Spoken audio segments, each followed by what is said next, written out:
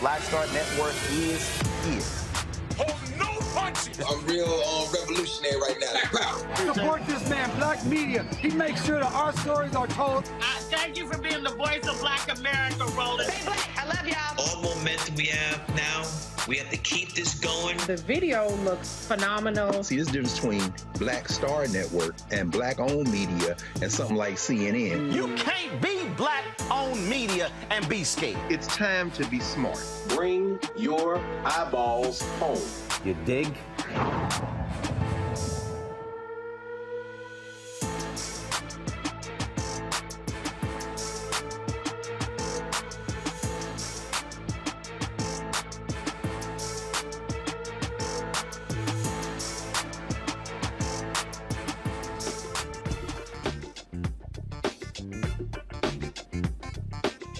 Today is Wednesday, November 29, 2023, coming up on Roland Martin Unfiltered, streaming live on the Black Star Network. Georgia lawmakers head to a special session to deliver district maps that do not violate a judge's order by the December 8th deadline. Co-founder of Black Voters Matter, Cliff Albright, will join us to talk about these maps and the impact on the power of Black voters. The president of the American Federation of State, County, and Municipal Employees, Saunders, Alpha Man, will be in the studio to talk about the state of labor unions and also the dramatic gains they have made over the past couple of years. How hard is it to get black stories told in Hollywood? I'll talk to a filmmaker who says he's facing huge hurdles in creating a film series about the popular black book series, The Bluford High. That comes, of course, millions of followers, so what's the problem? Supreme Court's decision to gut affirmative action is killing race-based scholarships. 2 Colorado schools are now facing federal complaints. I'll talk to an education expert about how these lawsuits are hindering the advancement of black students. And also, y'all know I just love when folk get petty. Vice President Kamala Harris threw some serious shade at former Speaker Kevin McCarthy, and that idiot out of Colorado, Lauren Boebert, well, she got taught a really important lesson, y'all, about what happens when you don't have your facts together. It's time to bring the funk. I'm Roland Martin Unfiltered. Streaming live on the Black Star Network. Let's go. He's got it. Whatever the biz, he's on it. Whatever it is, he's got the scoop, the fact, the find. And when it breaks, he's right on time and it's rolling. Best believe he's knowing. Putting it down from sports to news to politics. With entertainment just for kicks, he's rolling. It's on go, roll, y'all. It's Roland Martin, rolling with Roland now. He's funky, he's fresh, he's real, the best, you know he's Roland Martin now.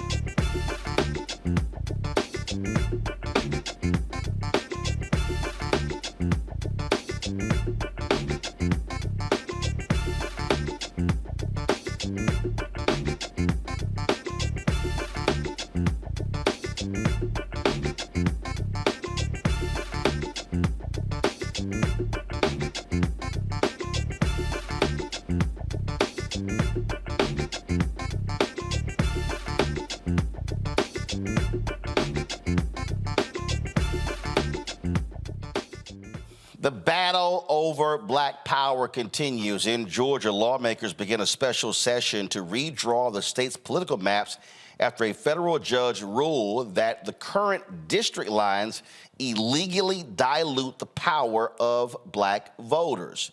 The new maps could affect the balance of power in the state legislature as well as Congress, but Republicans are fighting to hold on to a very narrow U.S. House majority. Georgia lawmakers have until December 8th to approve maps that comply with the Federal Voting Rights Act. In October, U.S. District Court Judge Stephen Jones ordered the Georgia General Assembly to draw an additional majority black congressional district and several majority black state House and Senate seats. Joining me from Atlanta is co-founder of Black Voters Matter, Cliff Albright. Cliff, glad to have you here. So people need to understand that the Supreme Court ruled that they cannot have any role in partisan gerrymandering. Today, in New Hampshire, after Republicans took control of the Supreme Court, they ruled that no courts could have any say in gerrymandering in the state, which means Republicans could do whatever they want as long as they have the power. But this is where Section 2 of the Voting Rights Act is so important, is that by hanging on to a thread because they invalidated Section 4, Section 2 has been used in Georgia, Louisiana, Alabama, other places to protect the rights of African Americans. And in the case of Georgia, we're seeing how Republicans were basically diluting black power, not allowing black folks to be able to maximize the power, and these new maps could very well create the additional districts that it could break the supermajority control Republicans have in the legislature in the state, but also impact what happens in D.C.? Right, exactly, Roland. And what we're seeing in Georgia is the Georgia Republicans basically taking the page right out of what the Alabama Republicans had tried to do previously, which is almost ignoring the court. I mean, they're being a little bit more sophisticated, a little bit more surgical in Georgia than what they did in Alabama, which is basically just continue to try to do their own thing. But essentially, it's the same thing. What we've seen them do, today started a special session where they're supposed to go back and obey the court order, creating these extra majority black districts. And what they're doing, and it's the traditional, within these circles, we talk about, cracking and packing, right? And what they're doing is they're literally using black folks as chess pieces. They're literally using black folks as pieces on a board and just kind of shifting and moving it around. So kind of trying to act like they're obeying the court order by saying, oh, okay, we'll get you a couple more districts. But at the same time, literally weakening and further diluting. I mean, they're actually doubling down on the vote dilution. They're further diluting the black vote in some of the other districts. And so we wind up in the same place, still not having the representation that we're supposed to have, still not having the representation that the court ordered. It's both a violation of at best, the spirit of the court order, and at worst, just an outright refusal to obey the court's ruling. But it's also important for black people to learn not to get played. So one of the things that they try to do is, we're going to create these black districts, but let's dilute black voters to hurt white Democrats that have been elected. And so what ends up happening is Republicans still maintain power, knowing full well that black folks vote 90% for Democrats. Yeah, exactly. They actually kill two birds with one stone. They maintain their power. And they also create this dynamic, because if this is allowed to stand, what you're sure to have is some amount of jockeying or, dissension amongst the Democratic ranks. White Democrats say, I'm losing power because we had to create these extra districts for black folks. And so, yes, it's a lesson in black folks not being played, and also white folks not falling for the okie doke, white Democrats even not falling for the okie doke. But at the end of the day, it's too early for us to concede this ground, right? We are still in the fight. We had people testifying today at these hearings. We're going to have some more people testifying. We're trying to bring folks up from different parts of the state so that they can testify at these hearings. And at the end of the day, what this points out, it points out several things. But one of the things we got to keep in mind, even as we roll into 24, with the second year of this Republican control of Congress, what this reminds us of is we've got to have, you referred to it, the Voting Rights Act has got to be strengthened. We need the John Lewis Voting Rights Advancement Act. We need H.R. 1, which is the Freedom to Vote Act, which deals with other aspects of voter suppression. We need both of those things so that we don't wind up in these situations, and so that if we do wind up in these situations, then we've got a restored and strengthened Voting Rights Act, like you said, Section 2 and more, to be able to deal with this situation. We can't give up on this fight for voting rights just because there's a Congress that we know is hostile to it. We still got to keep that issue on the table and make these demands even in this current Congress. And again, for people out there who are watching and listening, what I need them to understand, when we talk about black power, we literally are talking about economics. We're talking about the ability to impact legislation. All of those things people keep saying, they're clamoring for. This is what happens. And so the battle in the courts, the battle by lawyers suing is hugely important. But this is also, but the flip side is our turnout is also critical to then maximize the wins in the courtroom.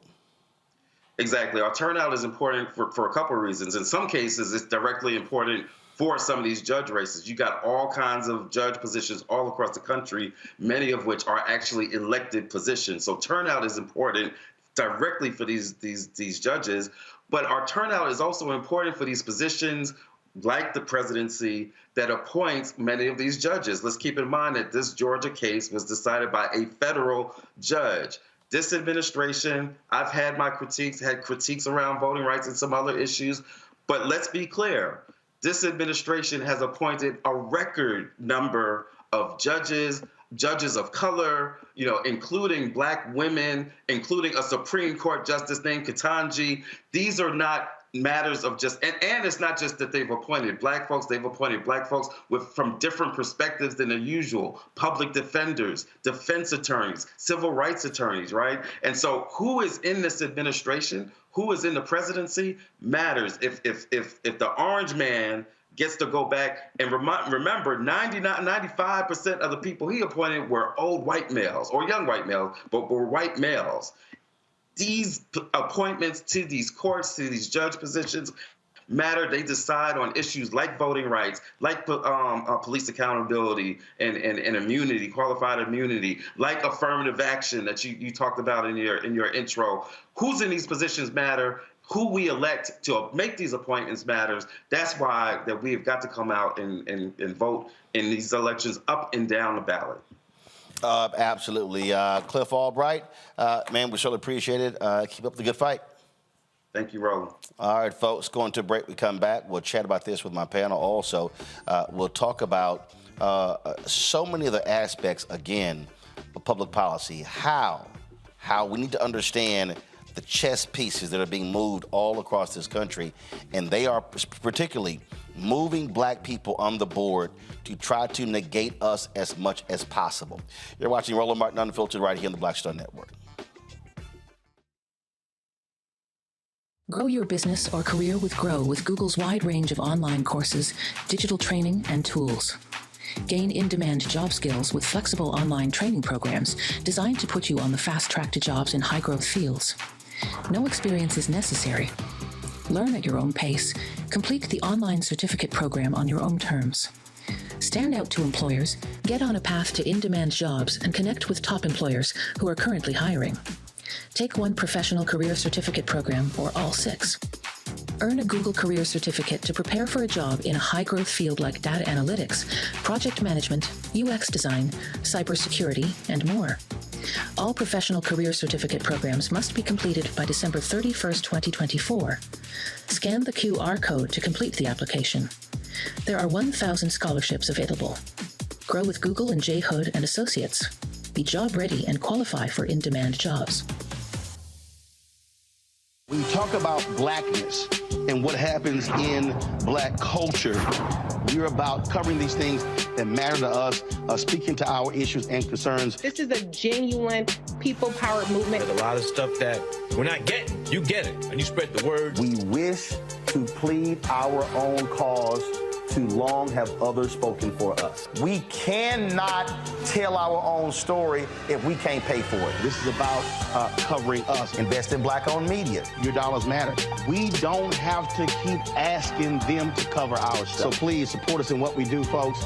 We want to hit 2,000 people, $50 this month, raise $100,000. We're behind 100,000, so we want to hit that. Y'all money makes this possible. Checks and money orders go to P.O. Box 57196, Washington, D.C. 20037-0196. The Cash App is $RM Unfiltered. PayPal is R Martin Unfiltered. Venmo is RM Unfiltered. Zelle is Roland at RolandSMartin.com. Next on the Black Table with me, Greg Carr, working under the constant threat of violence. Nearly 50 bomb threats over dozens of HBCU campuses in 2022. We'll talk to our HBCU Master Teacher Roundtable about the stress, the strain, the frustrating lack of answers, and real community-grounded solutions to the threat of violence we face at HBCUs today. Join us for the Black Table, only on the Black Star Network. Hi, I am Tommy Davidson. I play Oscar on Proud Family, Louder and Prouder. I don't play Sammy, but I could. Or I don't play Obama, but I could. I don't do Stallone, but I could do all that. And I am here with Roland Martin on Unfiltered.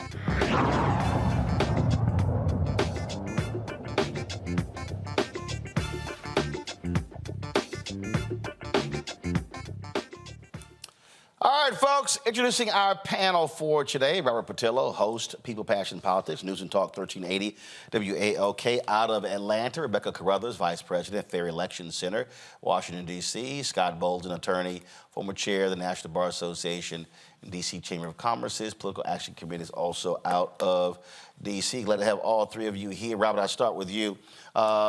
Georgia, again, latest state. We look at Louisiana, Mississippi. We look at Georgia. You got lawsuits happening in Florida as well. So you talk about multiple states here where lawsuits are happening to fight for the interests of black voters. You know, I find it interesting that every single election cycle, Republicans try to convince us that there's no such thing as voter suppression. That they're not trying to play around with the votes, and then the courts come back and say the exact opposite. This is why we have to have the right, the Freedom to Vote Act. We have seen the dissecting, the diluting of the Voting Rights Act over the course of the last 2 decades. We've knocked it out section by section, and now we're basically down to Section 2, protecting these districts from being rewritten by these conservative judges and by these conservative legislators. But remember, this is dependent on the federal court and the federal judiciary. Republicans have been packing the federal bench over the course of the last 15 years or so with their justices. We have a 6-3 majority for conservatives on the Supreme Court. We need new legislation to reset that clock, and that has to be the kind of raison d'etre of Democrats in 2024, because regardless of what you do, if you do not have a protected right to vote, all other rights flow from that. If the votes aren't going to be counted correctly, if we're not going to have any integrity in the way that our electoral process happens, where you can use these electoral schemes, Reverend Jackson calls them, to take away the franchise from individuals, then you end up in a non-representative democracy, which is exactly what they want. And until the Democrats take this seriously and start putting real money in voter education on this issue of voter suppression, messaging to candidates on the state, local, and national level on voter suppression, taking this out of those weeds of only being something that black folks and civil rights people care about, this being a quote-unquote black issue, they're going to find themselves missing a few million votes on Election Day. It's time for them to take some serious steps towards putting money behind this and ensuring that we're fighting against voter suppression on the state, local, and national level. It has to be done this election cycle. Next time will be too late. You know, I'm really cracking up, Rebecca, at Republicans and the games that they play. Go to my iPad. So the Republicans are responding to a voter suppression lawsuit. And I love this here. They go, despite laws, over the last decade, Georgia has seen an unprecedented surge in individuals and organizations seeking to accost voters waiting in the polling line. It started with organizations setting up tables within the 150-foot buffer zone, claiming they were nonpartisan or conducting research. Then they say, which led to Georgia to ban that practice within the polling place and polling line zones. Oh, I love this one. Then groups began to realize that the best way to approach voters as they waited in line was to provide the voters with small items like food, water bottles, or ponchos. Well, let's see. If Republicans were not shutting down voting locations, you wouldn't have the long-ass lines, Rebecca. So there would be no need for food and water because you wouldn't be waiting 2, 3, 4 hours to vote. Or Roland waiting 9, 10, 11, 12 hours to vote. That's what we've seen in Georgia. No group, no nonprofit, no political party, no community group actually wants to have to set up and give food and water and basic necessities for folks trying to vote, especially when they could go out to the suburbs and it takes 5 minutes or less for those people to vote in the same election on the same day. This is about resources. You know, as we go into 2024, not only is Section 5 of the VRA not in effect, Section 5, Section 4, Section 3. Now we have even Section 2 looking at the 8th Circuit, which is Nebraska, it's Arkansas, it's Missouri, it's North Dakota, it's South Dakota, it's Iowa, it's Minnesota. So there are Native American groups who are actively suing in federal court because their rights are being denied. And now the 8th Circuit is saying that they can no longer, now the 8th Circuit is saying that they can no longer seek a private right of action to seek, relief in North Dakota and South Dakota. We have black voters in Nebraska. We have black voters in CBC districts in Missouri. That's now going into election without proper protections. So just like I've done on this show before, hey, Chuck Schumer, if Democrats are in the majority on January 2025 in the Senate, I need you to negotiate in that rules package that when it comes to closure rules, meaning in order to end debate on a particular subject or topic on a piece of legislation that's on the floor, I need you to allow for a simple majority on voting rights packages so we can make sure that the John Lewis Voting Rights Advancement Act gets passed in the next Congress. You know, Scott, it is, when I listen to a bunch of these yahoos out here and these people talk, I mean, if I hear another damn rapper trying to have a conversation about public policy and they know what the hell they're talking about, I'm probably cuss somebody out. And what I keep trying to explain to people is called big picture, long term. Big picture, long term. If you're able to control the White House and you're able to control the U.S. Senate, then you keep getting to appoint and confirm federal judges. That means when these voting rights cases come up, when you have these death penalty appeals cases that come up, when you have many other cases, you stand a better chance of getting favorable judges. That matters. Trump appointed 234 federal judges. Biden has appointed 150 federal judges. 50 of those are African American. You could say between now and election year next year, there probably will be another 25 to 50 federal judges, so he'll be up to 200. You win a second term, you're going to probably get another 200 plus judges. That means that's 400 judges in 8 years. There are only around 900 active federal judges. So that means you damn near appointed half of them. And so for the people out there yelling and screaming, saying they're going to sit the election out, understand what that means.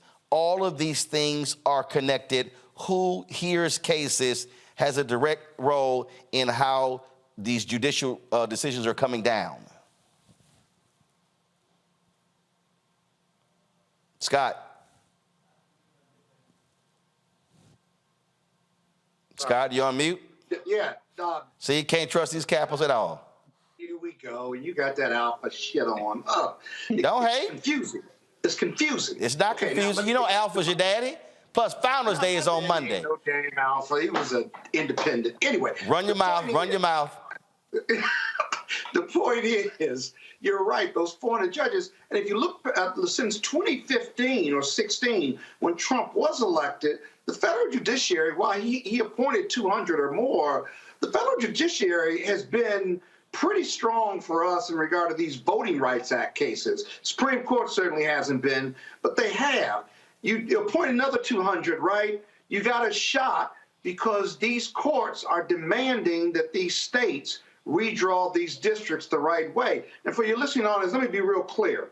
Adding black people, making a black majority when you have a lot of black people in one jurisdiction and adding more isn't expanding the voter pool or isn't creating new districts. The Supreme Court and many of the circuit courts have said that. You have to create black districts where black people live versus shifting them to create already black districts. It makes absolutely no sense. So, for example, in Georgia, there are 9 Republican House of Representatives that are Republican. There are 5 that are Democrat. Well, Steve Jones, Judge Jones said, well, you got to create at least 2 or 3 more. So you can't move black people from one of those 5 Democratic jurisdictions and put more people in there. You have to create 3 more that are going to be black and presumably Democratic.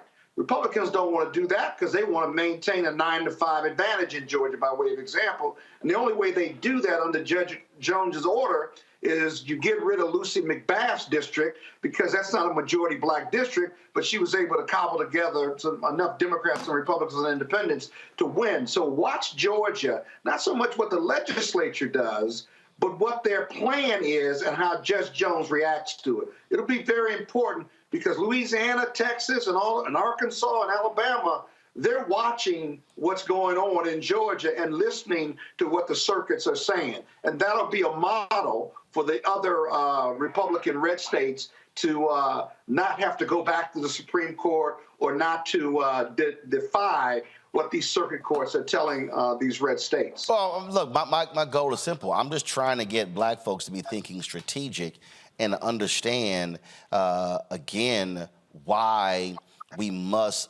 can't sit these elections out. I said earlier, look, if the Supreme Court has already decided, hey, we have no role in partisan gerrymandering. Well, if conservatives still control state Supreme Courts, then they're going to be able to keep doing that. That's why what's happening in Wisconsin is so critical. That's why Republicans now have a 5-2 majority of North Carolina Supreme Court, and so now the Republicans in the legislature can do whatever the hell they want to because they have a veto-proof majority there. So it doesn't matter if you have a Democratic governor in Roy Cooper. And so folk have to understand. This is why I keep saying Civics 101 is so crucial. The need for Schoolhouse Rock 2.0. Why when I post these things on social media, I'm trying to walk people through because I'm sick and tired of, and again, I'm gonna say this again, Robert, I'm sick and tired of somebody who's a rapper running their mouth on social media or an entertainer who don't know a damn thing about politics, who are speaking on emotion. And I get people saying, like, I had some fool today go, oh man, our pockets were full when Trump was president. Whose pockets? Oh, God. I'm like, what the hell are you talking about? And I'm sitting here and they begin to walk these folks through and I'm like, how do you think that happened? How do you think stimulus bills got passed? How do you think PPP got passed? Democrats control the House. So what, like, oh, Trump was the reason. And then I'm trying to make clear to all these people that guess what? That's in the past. We had not had a pandemic in 100 years. Ain't gonna be like, oh, if Trump beats Biden, ooh, the checks are gonna come flowing to the hood. That shit ain't happening. It's not going to happen. And in fact, Republicans have made it clear they want massive cuts in social programs, but not defense, Robert. Well, Roland, 2 points I want to make. One, on the Supreme Court saying they're not going to be involved in partisan gerrymandering. This Supreme Court has shown they don't give a damn about what the court has said previously. They do not care about precedents. They do not care about stare decisis. They do not care about anything that has happened before last Tuesday. And for that reason, there's nothing that leads me to believe they will not take up one of these voting rights cases for the express purpose of getting rid of Section 2 and effectively killing the Voting Rights Act. Well, same thing happened with abortion because the Mississippi case, Mississippi did not ask for Roe v. Wade to be overturned. They just went ahead and did it. And that's exactly my point. So this Supreme Court, as it sits right now, don't think that we're just safe because they said something before. All the Supreme Court justices said during their confirmation hearing that Roe is settled law, and then they got rid of it. The same thing with affirmative action, same thing with everything else. So they will be more than happy to overturn Section 2 of the Voting Rights Act and strip all of this away. If you want to see the Wild Wild West, see what happens when you don't even have Section 2 to protect us from the right to vote, and see how the Congressional Black Caucus go from 60 members to about 15 over the course of a decade. And secondarily, on your point about educating the younger generation, we have to understand, we got to, instead of talking down to them, we got to bring them into the fold. We got to have the conversation to them. Instead of just telling them that they're wrong, we need to invite them over, have forums with them, to have discussions with them, to explain to them the differences between the political parties, because the inside baseball people have a hard time talking to the outside baseball people often. And this is where you get people like Sexy Red, who may or may not, understand politics the most. She don't. People in the trip. Well, look, if she doesn't, we need to she don't. And talk to her and help her to understand. And she's not sexy. Things better. I'm not talking about a young pregnant lady. I'm hoping she has the best for her and her child, and hope her career is prosperous. But let's help to educate people so that they do a better job of being able to articulate to our community the needs that we have going forward, and that the people who just sent you the free check a few years ago did not want to send you the free check, want to take the check back, and have the reason that there's a hood in the first place to send the check to is because of the policies they put in place over the course of the last century. I am not going to allow stuck-on stupid people to keep lying. We're going to keep telling the truth, keep putting it out there, and I'm going to keep busting these people like I did that Trump-loving brother from Rhode Island who went on Fox News and repeated his lies. And you know Lawrence B. Jones, that boy ain't the brightest bulb in a dark room. He didn't push back on nothing because they don't mind the folks lying. So we simply not going to allow the lies to move forward. forward. All right, hold tight 1 second. We come back. We're going to talk about how successful unions have been in 2023. Election is 1 year out, and how people are now going, you know what? Them unions ain't bad. It's a complete reversal than what we've experienced really over the past 30 to 40 years in American politics. Also, Vice President Kamala Harris threw some shade at former Speaker of the House, Kevin McCarthy. I'm here for all of it, and I can't wait to show it. And then also, Lauren Boebert, one of the dumbest people in the history of Congress, she got embarrassed again on television. And speaking of embarrassing, I've got something for Scott and his Kappas. I can't wait. You're watching Roland Martin Unfiltered on the Black Star Network. Be sure to support our Brina Funk fan club. Your dollars are critically important for us to do what we do. I told y'all, we out here fighting a good fight with these advertisers. But in many, I told you, they're spending 0.5 to 1% of an annual $322 billion with black-owned media. And remember, 23 years ago, they were spending 1% with black-owned media then. So it hasn't changed in the last 2 decades. And so your support is critical. We're about $230,000 short of our donor goal for this year. And so you can send your check and money orders to P.O. Box 57196, Washington, D.C. 20037-0196. Again, our goal, we ask folks to give on average $50 each. That's $4.19 a month, 13 cents a day. If you can't give that, we have people who've given us $1, $5, $10. We appreciate that. We've had people giving us $100, $500, $1,000. We appreciate that as well. But again, your support is critical. There's a lot of things that we have planned in 2024, trying to go across this country, the things that Robert talked about, having those conversations, those town hall discussions in different places. And so please help us do so. Cash App, $RM Unfiltered, PayPal, Martin Unfiltered. Venmo is RM Unfiltered, Zelle, Roland at RolandSMartin.com, Roland at RolandMartinUnfiltered.com. And then when I lay out to you, what have you paid for? For instance, we have our 24-hour, 7-day-a-week streaming channel. We literally are on 4 different platforms as we speak. You can watch our streaming channel on Amazon News by going to Amazon Fire and go to Amazon News. Also tell Alexa, play news from the Black Star Network. Check us out on Plex TV, Amazon Freevee. And also when you go to the live TV grid for Amazon Prime Video, we're right there with the other news networks as well. Plus, you can download the Black Star Network app, Apple phone, Android phone, Apple TV, Android TV, Roku, Amazon Fire TV, Xbox One, Samsung Smart TV. We'll be right back. Hatred on the streets, a horrific scene, a white nationalist rally that descended into deadly violence. White people are losing their damn minds. As an angry pro-Trump mob storms the U.S. Capitol, we've seen We're about to see the rise of what I call white minority resistance. We have seen white folks in this country who simply cannot tolerate black folks voting. I think what we're seeing is the inevitable result of violent denial. This is part of American history. Every time that people of color have made progress, whether real or symbolic, there has been what Carol Anderson at Emory University calls white rage as a backlash. This is the rise of the Proud Boys and the Boogaloo Boys. America, there's going to be more of this. Here's all the Proud Boys, Dave. This country is getting increasingly racist in its behaviors and its attitudes because of the fear of white people. The fear that they're taking our jobs, they're taking our resources, they're taking our women. This is white fear.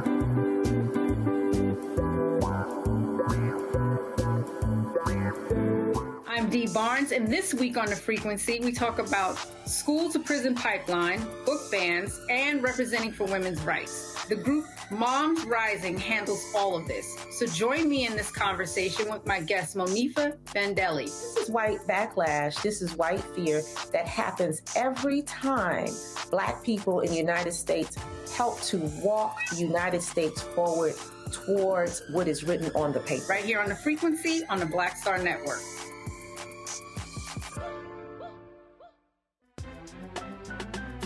I'm Faraji Muhammad, live from LA. And this is The Culture. The Culture is a two-way conversation. You and me. We talk about the stories, politics, the good, the bad, and the downright ugly. So join our community every day at 3 p.m. Eastern and let your voice be heard. Hey, we're all in this together. So let's talk about it and see what kind of trouble we can get into. It's The Culture, weekdays at 3, only on the Black Star Network. Hi, I'm Dr. Jackie Hood Martin, and I have a question for you. Ever feel as if your life is teetering and the weight and pressure of the world is consistently on your shoulders? Well, let me tell you, living a balanced life isn't easy. Join me each Tuesday on Black Star Network for A Balanced Life with Dr. Jackie.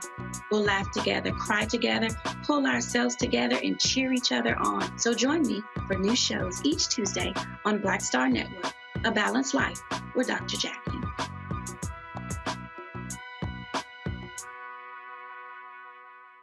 Hi, I'm Jo Marie Payton, voice of Sugar Mama on Disney's Louder and Prouder Disney Plus, and I'm with Roland Martin on Unfiltered.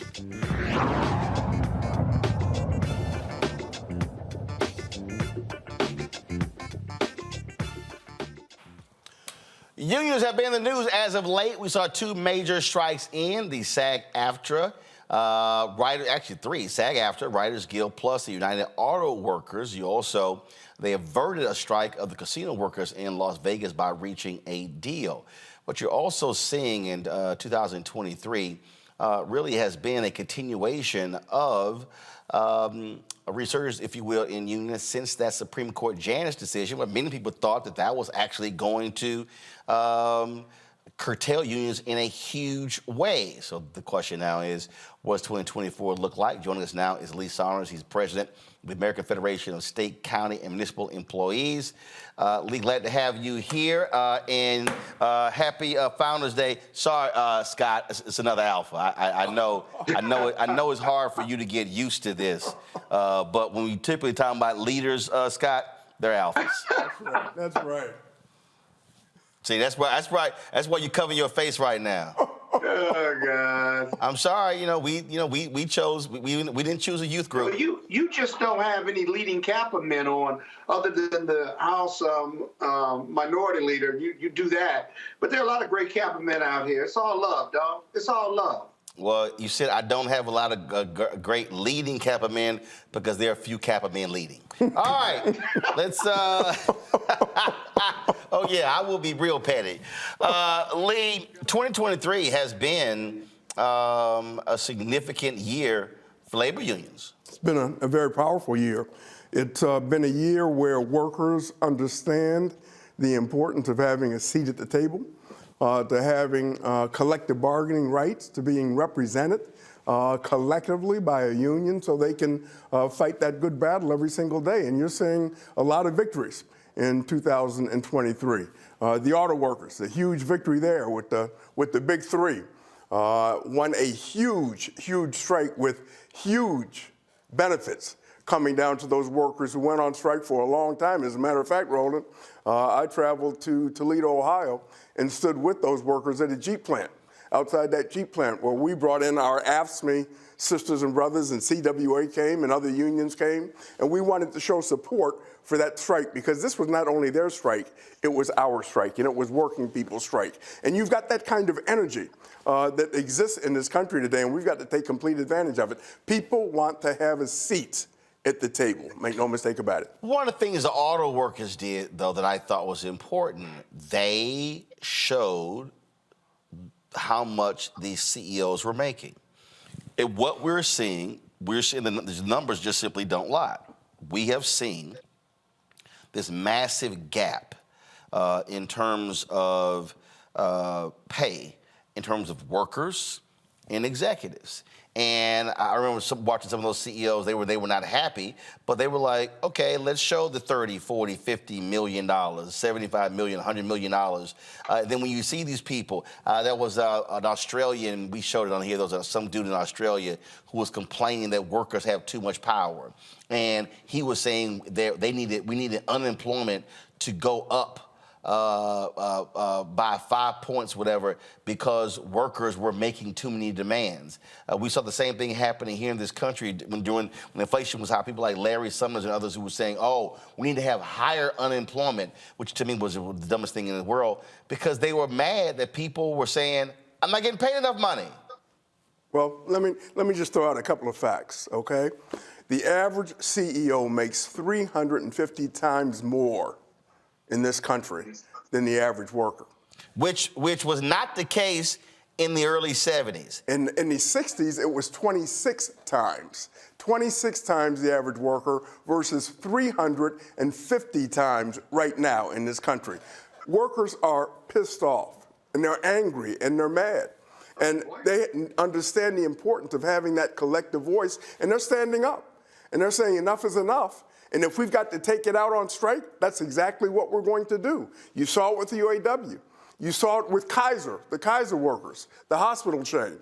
You saw it with the actors. You saw it with the Screen Guild. You saw it with so many workers across the country, teachers in Portland, Oregon. People are saying enough is enough.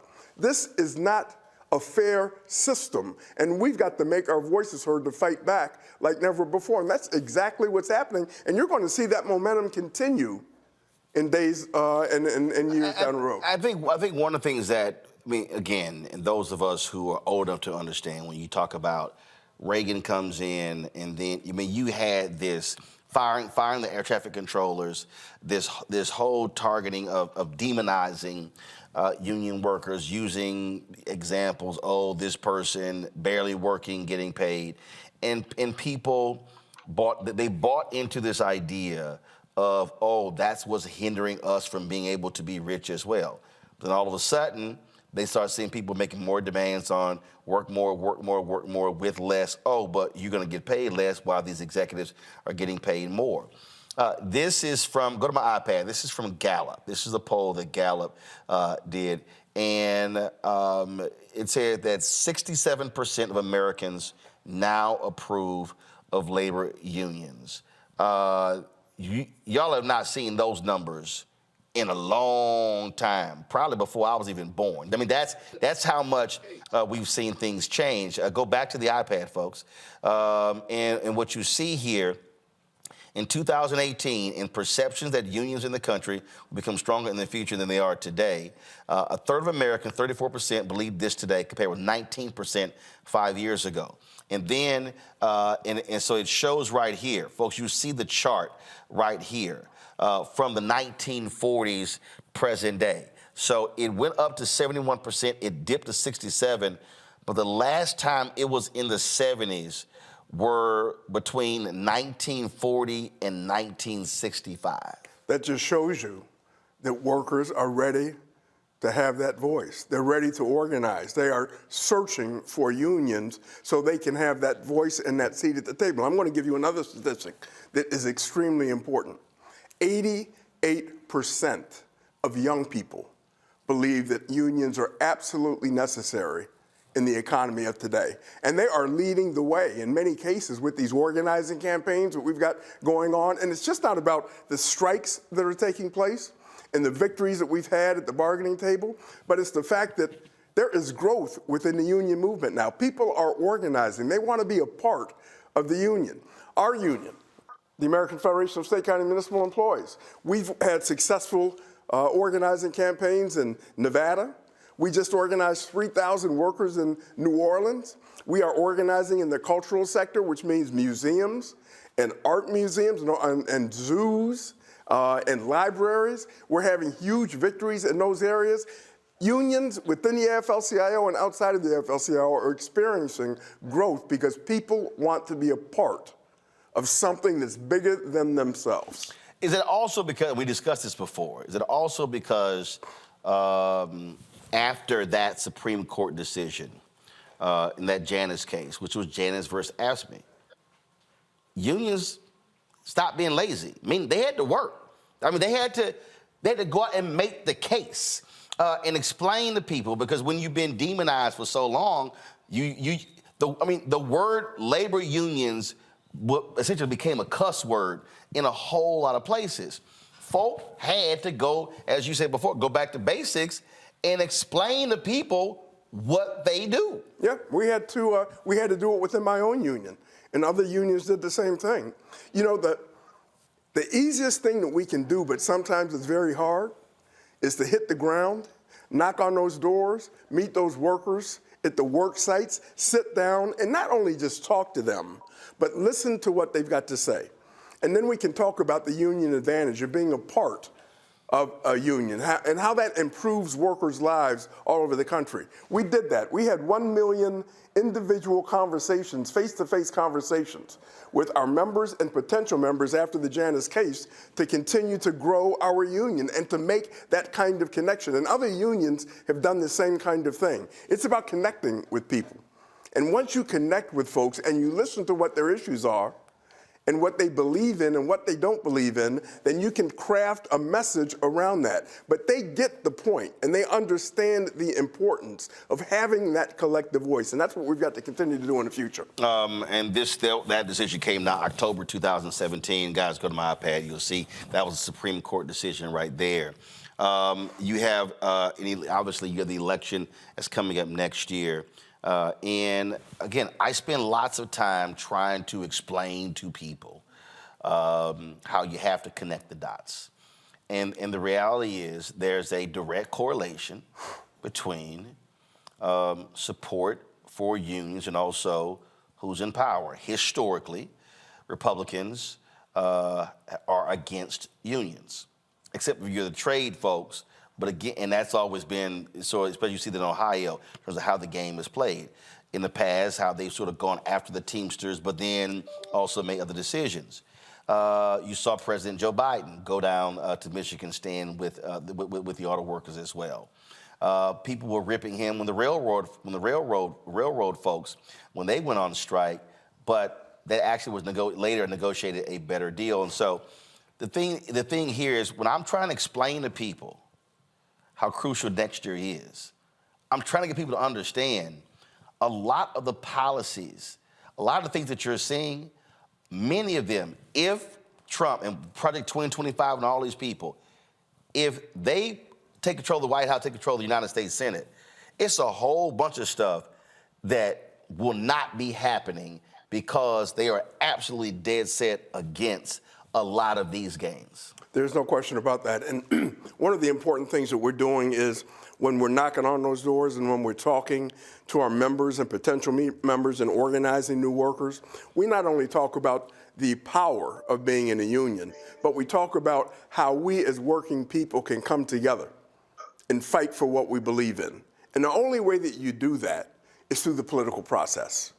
And we've just got to really press on that. And it can't be 2 months, and you and I have talked about this, it can't be 2 months out of the year and then we disappear.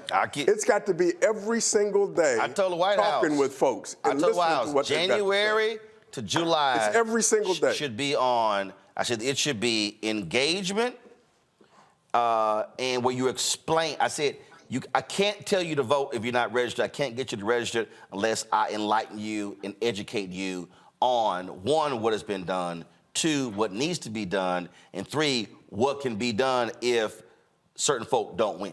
And you're exactly right. And one of the things that we must do to win and continue to win, we've got to talk about the victories that we've had, whether it was a relief plan, which moved billions of dollars into local communities across the country, which provided jobs, especially for our members, provided wage increases when we were sitting at the table, the infrastructure bill.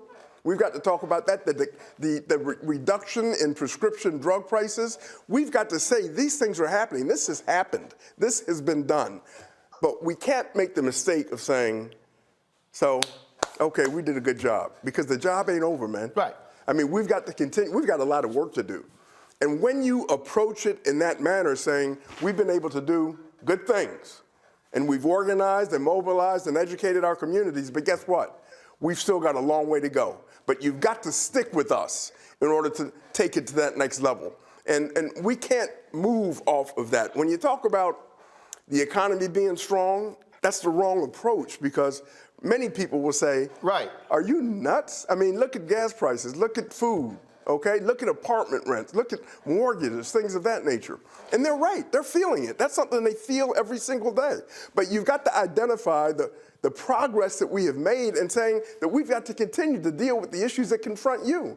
But if, in fact, you sit out or you don't vote, or if you vote the wrong way, those things that we won will be taken away from you, and there will be no possibility of winning the things that you need. Yeah, I mean, I try to constantly explain to people, folk, stop acting as if we did not go through a worldwide pandemic. That shit happened. Coming out of that, it ain't like it's, all right, we're good, no more shots, take the mask off, everything go back. No. So the supply chain, we also, again, when you talk about, when we start talking about, you know, what happened and how folks were price gouging, things along those lines. I've said this, you know, Biden, Democrats should be hitting that thing constantly. Robert Rice posted this here, go to my iPad. Reminder, corporations can get away with price gouging because they face little competition. If markets were competitive, companies will keep their prices down. Earlier he had tweeted something that, again, I think that, and it's hard for people who don't understand this, but I tell them all the time, you have to understand it. And that is, when you look at what happened, inflation went up 7% but here's right here. This is what he posted.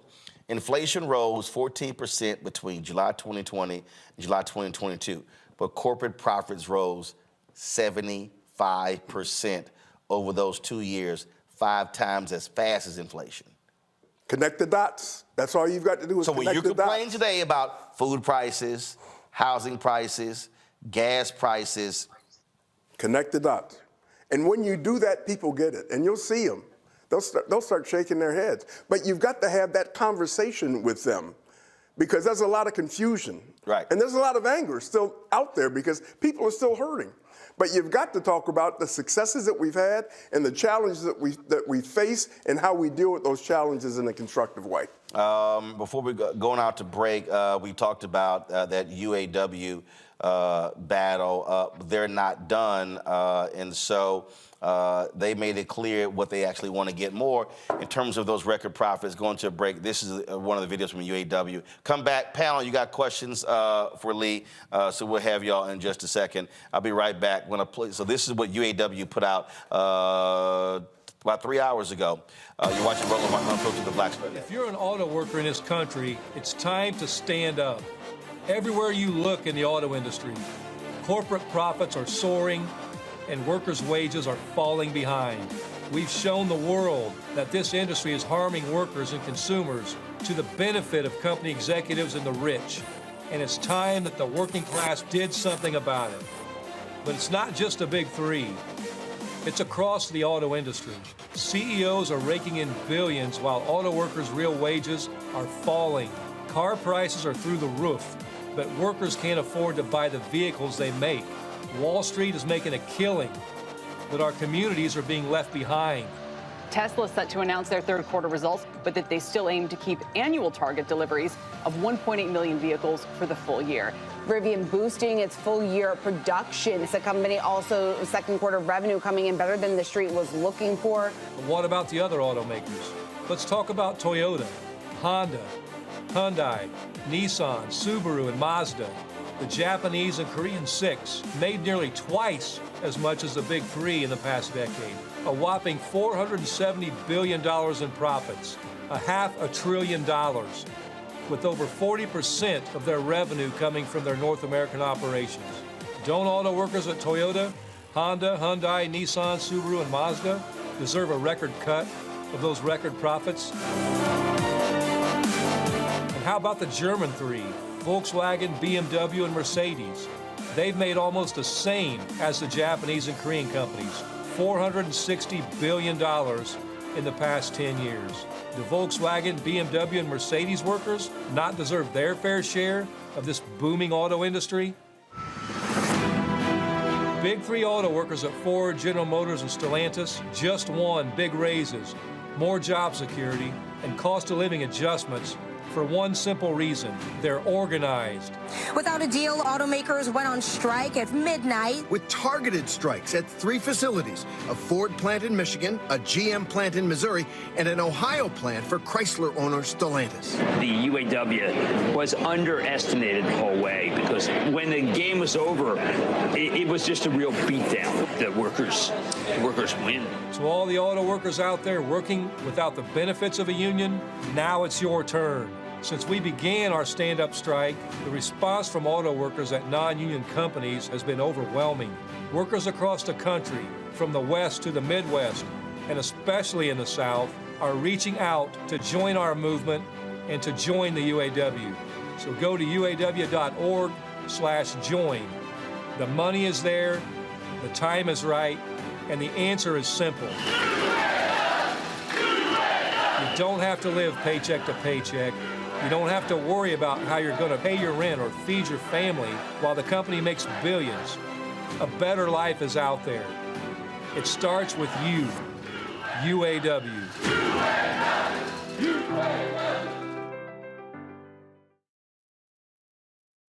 Grow your business or career with Grow with Google's wide range of online courses, digital training, and tools. Gain in-demand job skills with flexible online training programs designed to put you on the fast track to jobs in high-growth fields. No experience is necessary. Learn at your own pace.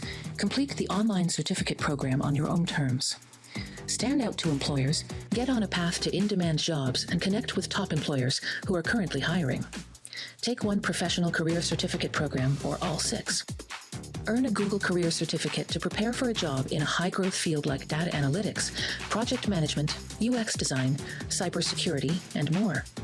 All professional career certificate programs must be completed by December 31st, 2024. Scan the QR code to complete the application. There are 1,000 scholarships available. Grow with Google and J. Hood and Associates. Be job ready and qualify for in-demand jobs.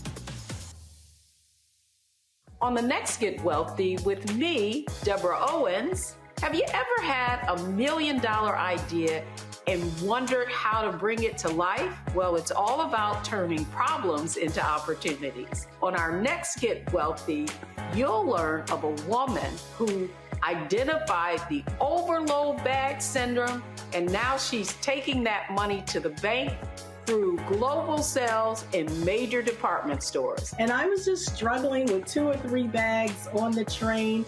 And I looked around on the train and I said, you know what? There are a lot of women that are carrying two or 3 bags. That's right here on Get Wealthy, only on Black Star Network. My name is Lena Charles, and I'm from Opelousas, Louisiana. Yes. That is Zydeco capital of the world. My name is Margaret Chappelle. I'm from Dallas, Texas, representing the Urban Trivia Game. It's me, Sherry Shepard, and you know what you watch. Roland Martin on Unfiltered.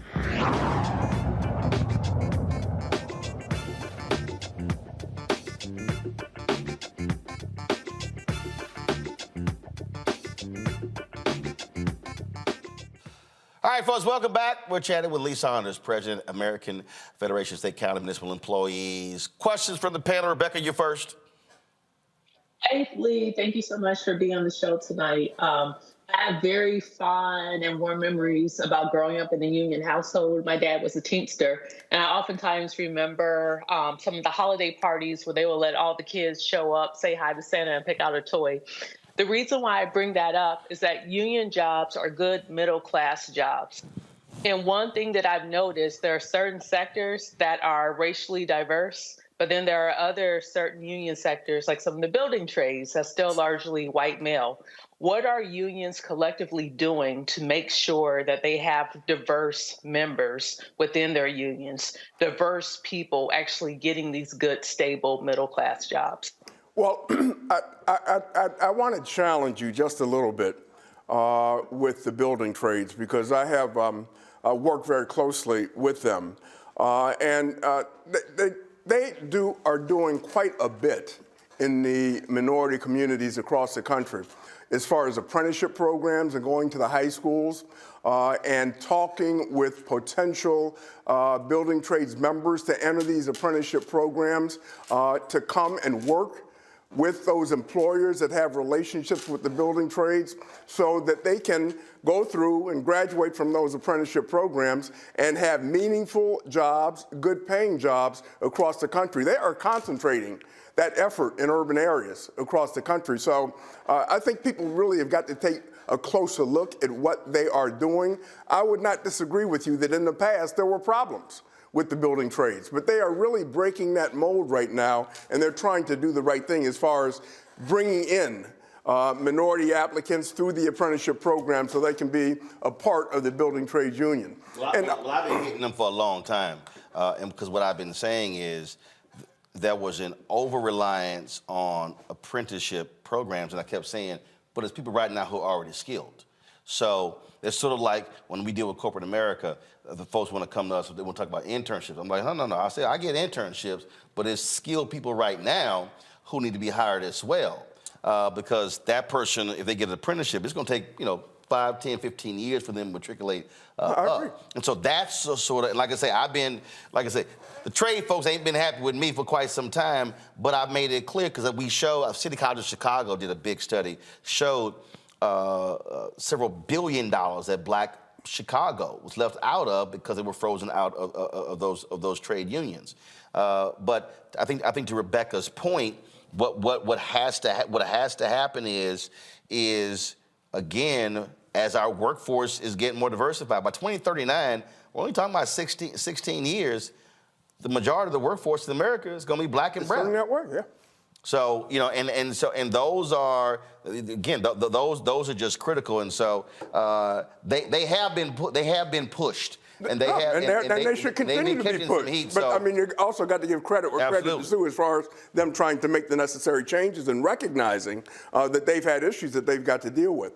All unions, and I'll speak about my union as far as organizing, and we organize mostly in the public service, in state government, nonprofit, some privates that provide public services. But Roland is right.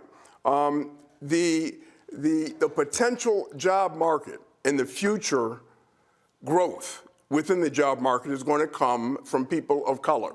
And so we've got to concentrate on attracting them in ways in which we say that it's important for you to have a seat at the table. And they get it. Let me tell you, they understand it. And so you have unions organizing like never before.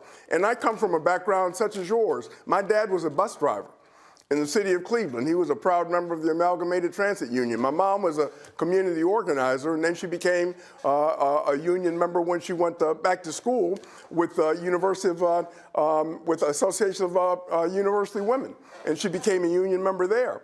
That is the way in Cleveland, Ohio, where I was from, where the Black middle class was able to flourish in those times.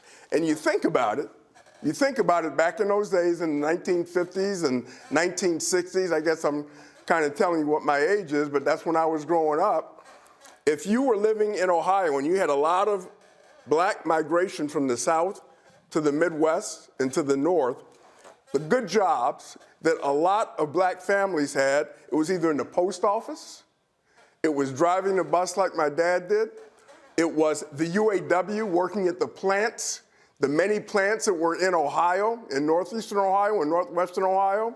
It was steel and rubber. Those were good paying jobs, and they were hiring Black families and Black people to perform those jobs. And that's the way that we were able to grow the middle class in that state. And it's not different than what happened in Michigan or in Indiana or other states across the country.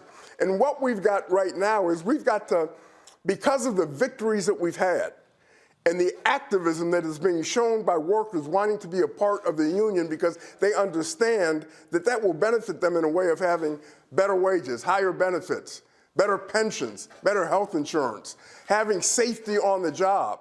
We've got to communicate that with them, the existing unions and our members, and using our members to talk to them about the importance of joining something bigger. And that's why you have the level of excitement that's existing right now across the country, because people see that if you do that, then you can win.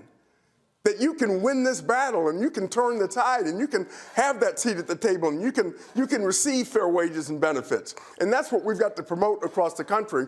And we will be promoting it in communities of color as well, because that essentially, if you look forward, that's where the jobs is going to be going, to people of color. I mean, that's just the nature of the population of this country right now. So we've got to adjust to it.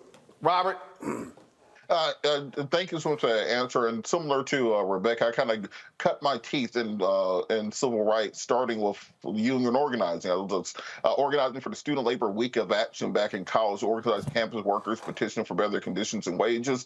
We led organizing drives throughout the South over the course of many years. And one of the consistent issues that I've heard from rank and file union members is that when you there's a schism between the workforce at the bottom, the black and brown laborers. I used to organize for Unite Here, for example, versus the leadership of many unions. So when you get to the level into D.C. and the communications director, the director of public policy, the director of strategic planning, the legislative affairs directors, et cetera, on to the C-level of unions, you see very few black and brown faces. What is being done to help create a causeway by which young organizers, people who have put the blood, sweat, and tears in, and have also gotten the educational background, have also gotten the work experience, are able to break through and actually be part of union leadership, so the leadership actually matches the membership? Well, I will say this, and I'll look at my own union and I look at other unions. There are more African-American presidents of major unions in this country than there have ever been. And major unions, my union represents 1.4 million members across the country. So I bring that perspective to my job, and the perspective that you were talking about, where I have a responsibility. And the other folks who are presidents, people of color, have a responsibility to help our communities and to provide those kinds of opportunities so somebody can take my place or somebody can take somebody else's place. And we can continue to grow the involvement of people of color through every level of our unions. I've got a very diverse workforce. I mean, and we've got a diverse membership. Within AFSCME, we have, I guess, 60% white. It's 20% African-American, 20% Latino, Hispanic. I mean, and those are just, general figures. But we've got to reflect who we represent as well. And we've got to pay attention to the fact that it's not business as usual. And we've got to pay particular attention to promoting and bringing in people who look like the workforce, who will look like the future workforce. And that's a responsibility that all of us have. Scott? Hey, Scott Bolden here. I think the greatest argument any of the unions have had this year is the inequities between corporate compensation by CEOs, looking out for shareholders, that 357 times more than what the average worker makes. That's a huge disparity. And my question is, I saw where some of the auto manufacturers were saying this is going to cost us $9 billion more, and the cost of a car is going to increase by $557. Well, okay, but there are other ways to make up those costs without passing it on to the consumer or without doing cost reductions or work reductions in the factories. And so I see this, the union success as the beginning, not the end. That you got to stay focused on these companies so that the consumer and your workers are still protected. Any thoughts along those lines? I agree with you 100%. I mean, when people say, uh-oh, they just got this huge settlement, that means car prices are going to go through the roof. They're essentially blaming the worker for something that the corporations have really developed. And they developed it into a science, and they have accelerated the amount of money that they're making, meaning the top CEOs in these companies, to an amount that was never heard of before.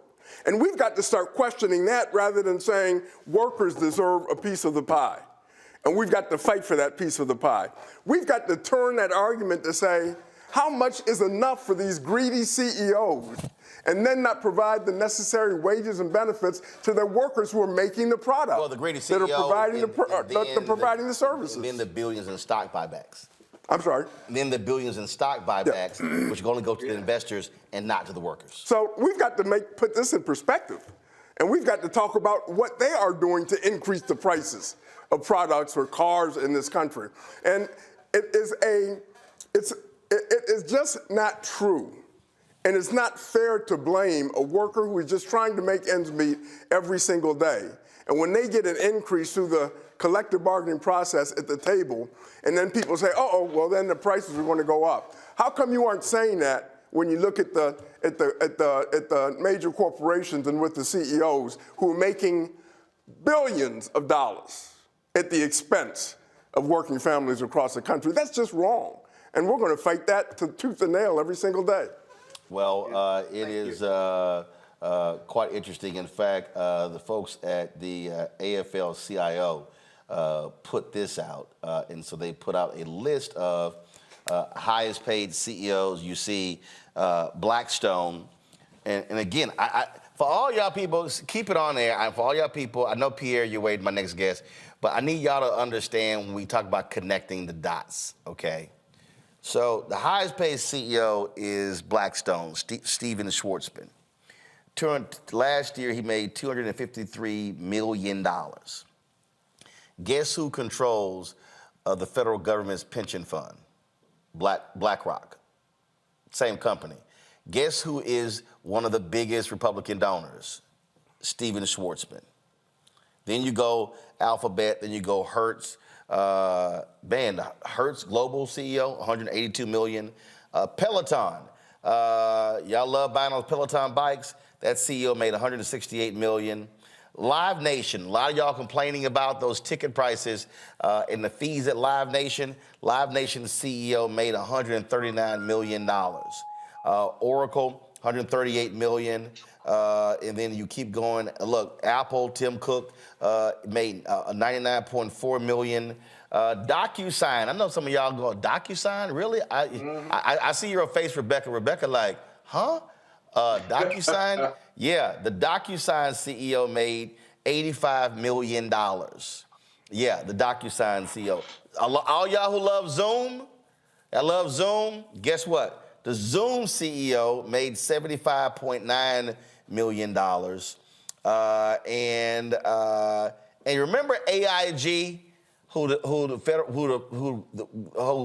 taxpayers bailed out, and they gave them 100% of the money. Well, the AIG CEO, he makes $75.3 million. Just saying. And let me just say this. Go ahead. That's their base salaries. You have other ways in which they're making money outside of their base salary that should be included in that amount. And those amounts skyrocket when you include all of the packages and the benefits and all of those other kinds of things and their buyouts and their everything that they get. That's just a base salary. Oh yeah, I remember that was a guy. Disney hired him to be their head of communications. So he had a house, I think it was in D.C. or somewhere. So they paid him they bought his house. That was $4 million, and then helped him buy the house in L.A. He wasn't there long, so then they paid that house off to move back. Oh yeah. Don't you think that's income? I mean, that's money that they're deriving from and to their benefit. They get the hookup. The hookup. Lee, always a pleasure. Appreciate it. Thank you so very much. Thanks for having me, man. Always glad to have you here. And we talk about. I say this all the time. And I said to y'all before. And so Ashley was the first sponsor of this show. And that was when we launched in September 2018. And so we certainly appreciate that. So things look a little different, Lee, since we first started. Oh, no, you've done great, man. And we appreciate everything you're doing every single day. I appreciate it. Again, happy Founders Day. Scott, you can't do this. Happy Founders Day. All right. You can't do this, Scott. Right. Scott, you can't do this. You all right? Scott. You do it. That's called hang loose. All right, y'all. We come back. How can this highly successful series of books with black characters. Major. 12 million copies in circulation. So why is Hollywood afraid to do a series on this book? We'll talk about it next.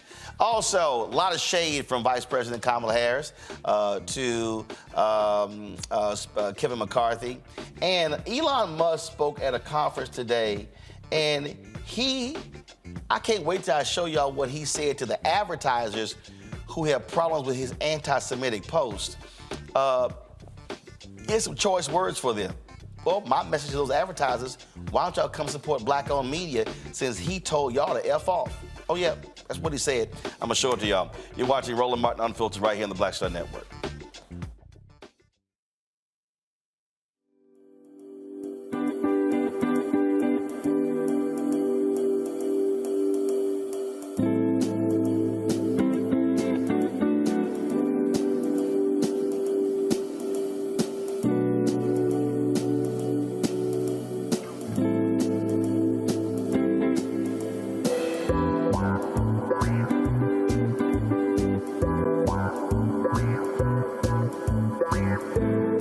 I'm Dee Barnes, and this week on The Frequency, we talk about school to prison pipeline, book bans, and representing for women's rights. The group Moms Rising handles all of this. So join me in this conversation with my guest, Monifa Bandelli. This is white backlash. This is white fear that happens every time Black people in the United States help to walk the United States forward towards what is written on the paper. Right here on The Frequency on the Black Star Network.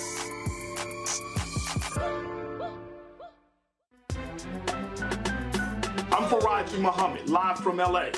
And this is The Culture. The Culture is a two-way conversation. You and me. We talk about the stories, politics, the good, the bad, and the downright ugly. So join our community every day at 3 p.m. Eastern and let your voice be heard. Hey, we're all in this together. So let's talk about it and see what kind of trouble we can get into. It's The Culture, weekdays at 3, only on the Black Star Network. Hi, I'm Dr. Jackie Hood Martin, and I have a question for you. Ever feel as if your life is teetering and the weight and pressure of the world is consistently on your shoulders? Well, let me tell you, living a balanced life isn't easy. Join me each Tuesday on Black Star Network for A Balanced Life with Dr. Jackie. We'll laugh together, cry together, pull ourselves together, and cheer each other on. So join me for new shows each Tuesday on Black Star Network, A Balanced Life with Dr. Jackie.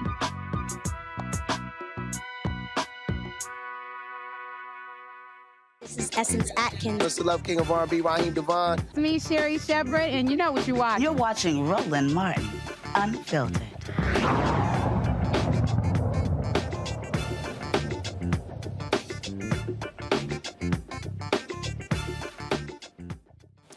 Folks, you would think that a book series that has sold nearly 12 million copies would be an easy sell to Hollywood to produce film docuseries. Well, it's already a built-in audience when you move that many copies. Well, apparently that's not so for the famous black book series Bluford High. Independent filmmaker Pierre Bagley says he's had a lot of difficulty convincing Hollywood decision makers to buy into the project. Pierre joins us from Paris. Pierre, glad to have you here on Roland Martin Unfiltered. Look, you've been in this game for a long time. And you've dealt with studios, you've done movies, and you've dealt with all of this sort of stuff. And all of this talk about how Hollywood has changed and diverse and how we're now seeing more diverse people. And I kept telling the people, go look at the trades. When you keep seeing diverse, what they're talking about is, oh, directors and actors. But it all comes down to who are the decision makers and the ones who are green lighting projects.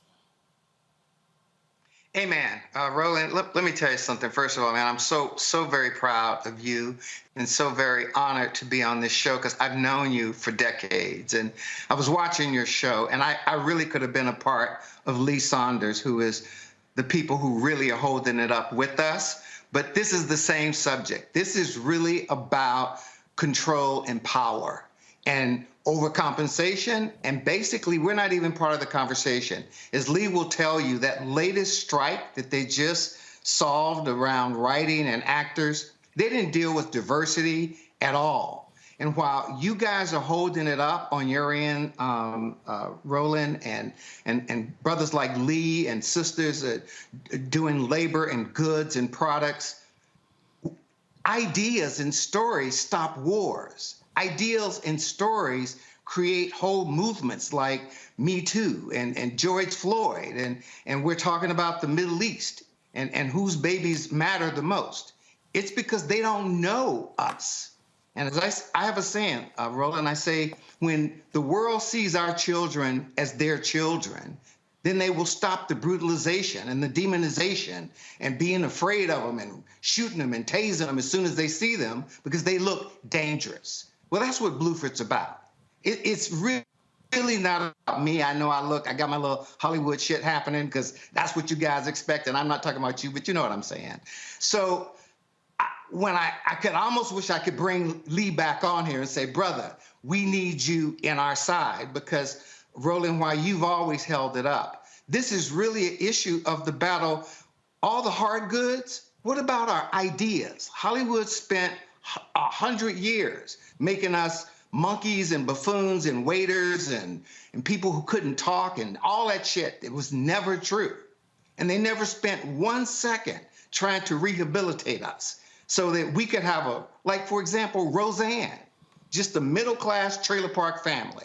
But you know what? They had love. They cared about their children. They were trying to make dinner. Well, that's what we do, too. That's what Bluford's about. It's about people coming up. They love their families. They love their mom, their dads, their children. They're doing the best they can, driving buses, whatever they got to do. There's no single parent who will say, I won't do anything for my children. But yet, those stories, man, we're invisible. And I frankly am in France because I just got tired of it. It's why Baldwin and Simone and Baker came here, because you're leaning in this effing hurricane every day over this same issue. And by the way, this is a 5-year struggle. This didn't just start. I'm not complaining. We've done everything Hollywood asked us to do. We brought in A-list showrunners that were not of color. We brought in, Academy Award-winning producers and David Dinnerstein, who is a really proud partner and brother who's Jewish, who worked with me on my last film, but he won an Academy Award for Summer of Soul that Questlove directed. We can't even get a phone call return, man. I'm not talking about we need money or we just want them to take us seriously. And I know I'm going crazy because, frankly, this whole thing is about a battle of we don't have any control over our narrative. The thing that matters the most is what you're doing, Roland, except the fiction part, right? We want to be astronauts. I'm sorry. Go ahead, brother. I'll give a perfect example. So Deborah Denard, she's in our chat. She says, middle school students love these books. The Bluford series are the books the kids steal from us. Amen. This is one of the most stolen books that never gets returned to libraries. And what is that? And you know what they were told? What the publisher of Bluford was Townsend Press. They were told by everyone, basically, Black kids don't read, so we don't want to support this book. So my partner, Paul Langan, who wrote the first few books, they said, basically, we're going to just take this on ourselves. This is a small little publishing house in New Jersey. So, this is not about Pierre trying to be a director. I'm going to be all right, man. God has blessed me, and I'm doing my thing, and I got free health care over here, by the way. And so it ain't about that, Roland. If we can't start being colonels and pilots, and it shouldn't be this like red tails that happens once every 5 decades. Bluford is consistently the passion of our Bluford young adults and many journalists now who got their passion reading about kids who were being bullied or had a weight problem or were worried about teenage sex, all the same things. This could have easily been a white series and we wouldn't be having this conversation. This shit would have been like Leave It to Beaver 2 decades ago. So y'all have been on this path and talk was what? talking to streaming services, trying to talk to studios, and you've gotten no interest? Well, so what happened, and I'm not going to name them, but a top studio, one of the top 4, we got them in, man, and basically they didn't want to stay with the books. They brought in these people who did some other things and they got nothing to do with our community or our culture. And I'm thinking to myself, okay, well, when are we going to get to the Bluford books? And these people came in, man, and they just turned this shit into something that had nothing to do with us. And I actually said to the studio, well, don't you guys care about these millions of fans and all these books and great stories? And they said, no, we don't really care to, what do they say, adapt the books. And I'm like, well, I mean, I thought that was the collateral for the deal. And we know how other book lovers, how they've responded when storylines were changed in movies, in TV shows, and they reacted in a huge way. Thank you. It's like Harry Potter. Why don't you take this not in and make it in Hogwarts? Why don't you make this shit in like Flint, Michigan, or, you know, whatever suburb you want to make? Man, the Harry Potter people would have lost their mind and we'd have never heard of that series. But they just don't even give us any consideration. And it's really offensive because it's not just about Bluford. As I say to Paul, the guy who created it, said, man, shit, I am Bluford. Everything those kids went through. And same with you, Roland and Carol, all your staff. We had to decide, are we going to go with the bullshit or okey doke? Are we going to try to get through school and still be cool, or whatever it took? The weight, people making fun of you, not making fun of you, drugs. That's what Bluford's about. So it's like, you know what?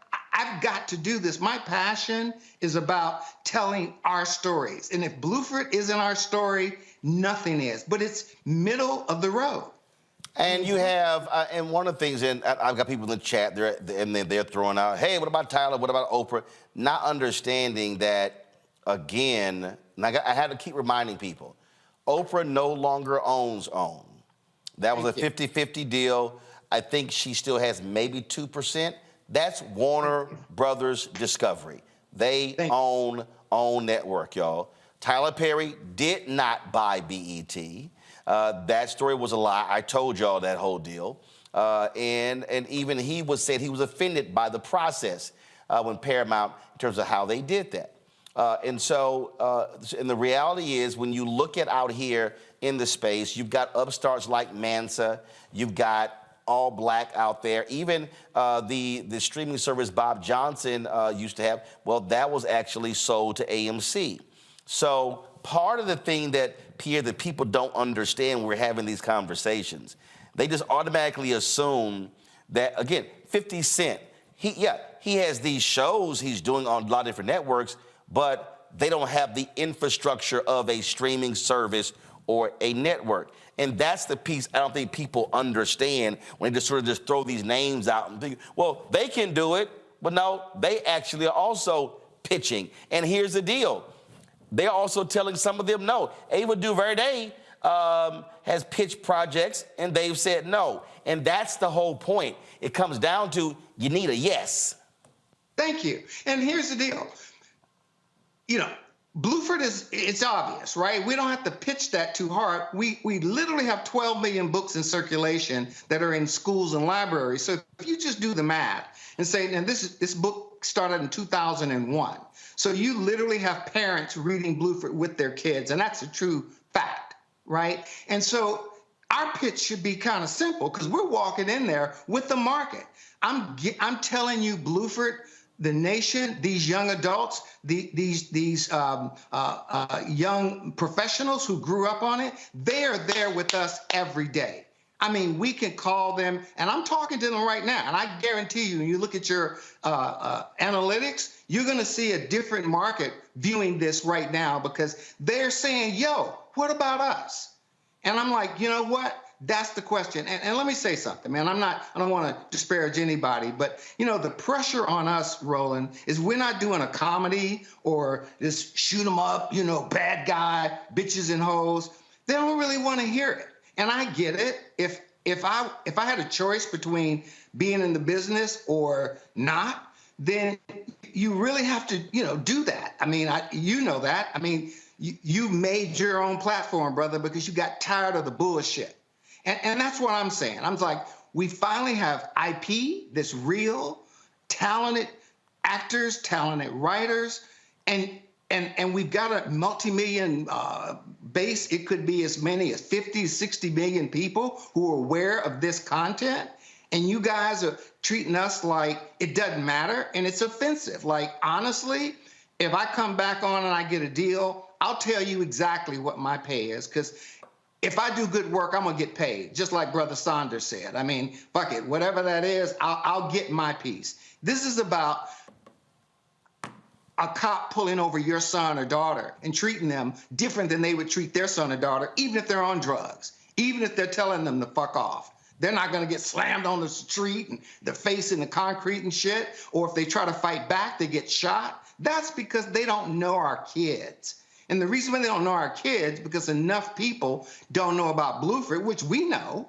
Bluford is not an abomination in our world, but the mainstream doesn't know about it.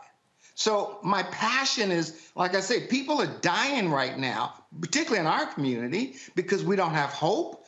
And they're banning books. They're telling us somehow slavery. I mean, it's bullshit, man. And here we have Bluford out there, and they're acting like, they're treating it like any other pitch. It's like, it's not my idea. It's not even David Dennerstein. We're just trying to get a look at the basket. They put Bluford out there. I guarantee you it's going to carry itself. And I frankly think that's what they're afraid of.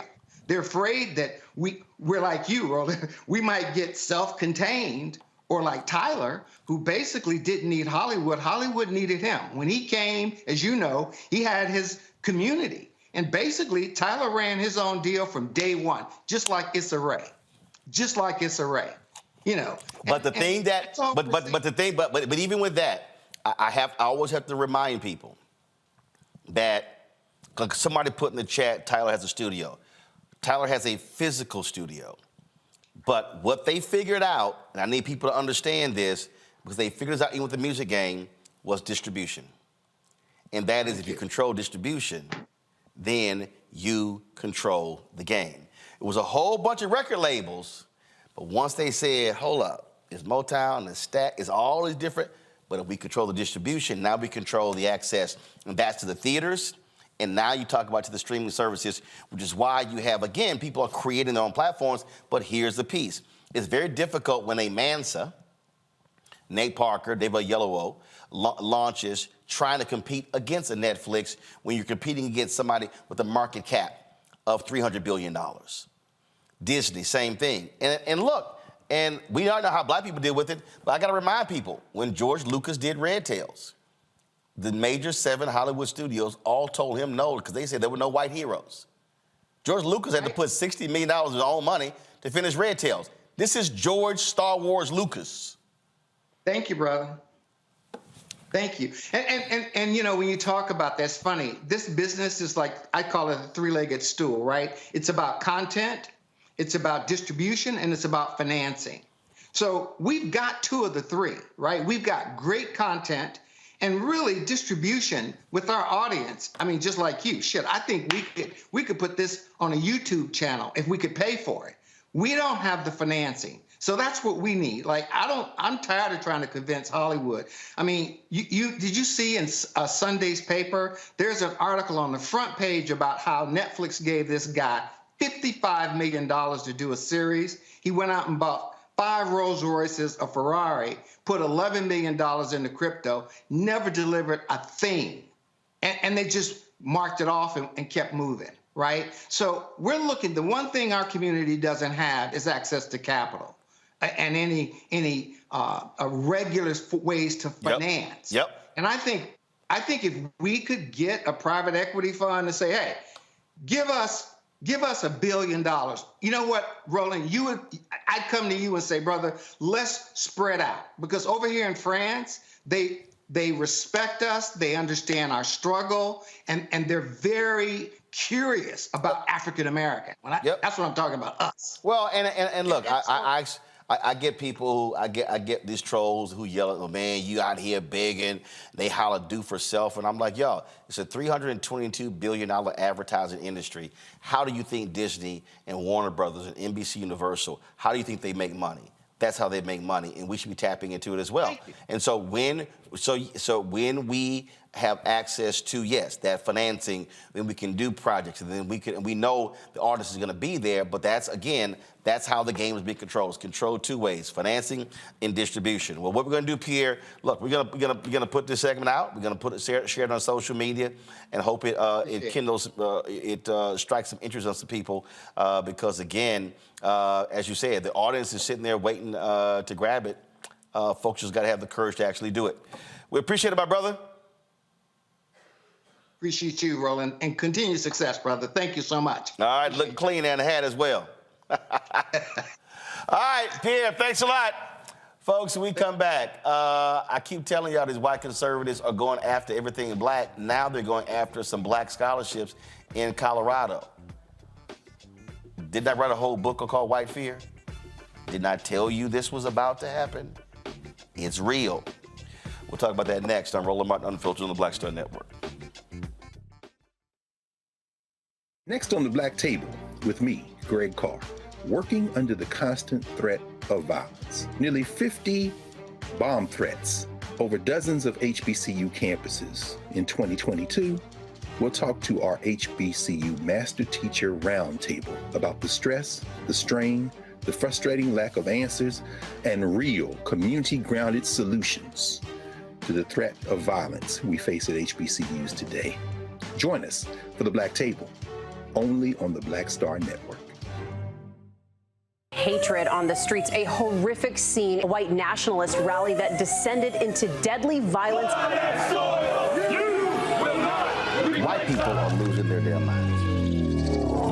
As an angry pro-Trump mob storms the U.S. Capitol, we're about to see the rise of what I call white minority resistance.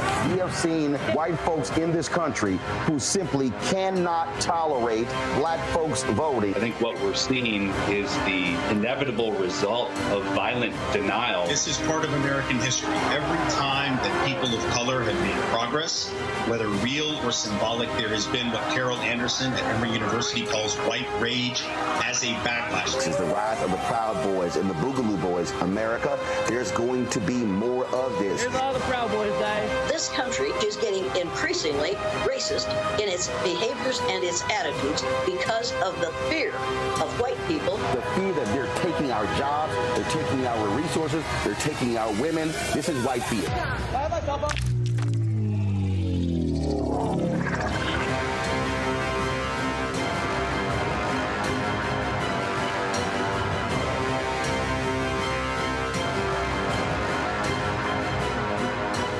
Hello, I'm Paula J. Parker. Truly proud on the Proud Family, louder and prouder on Disney+. And you're watching Roland Martin Unfiltered.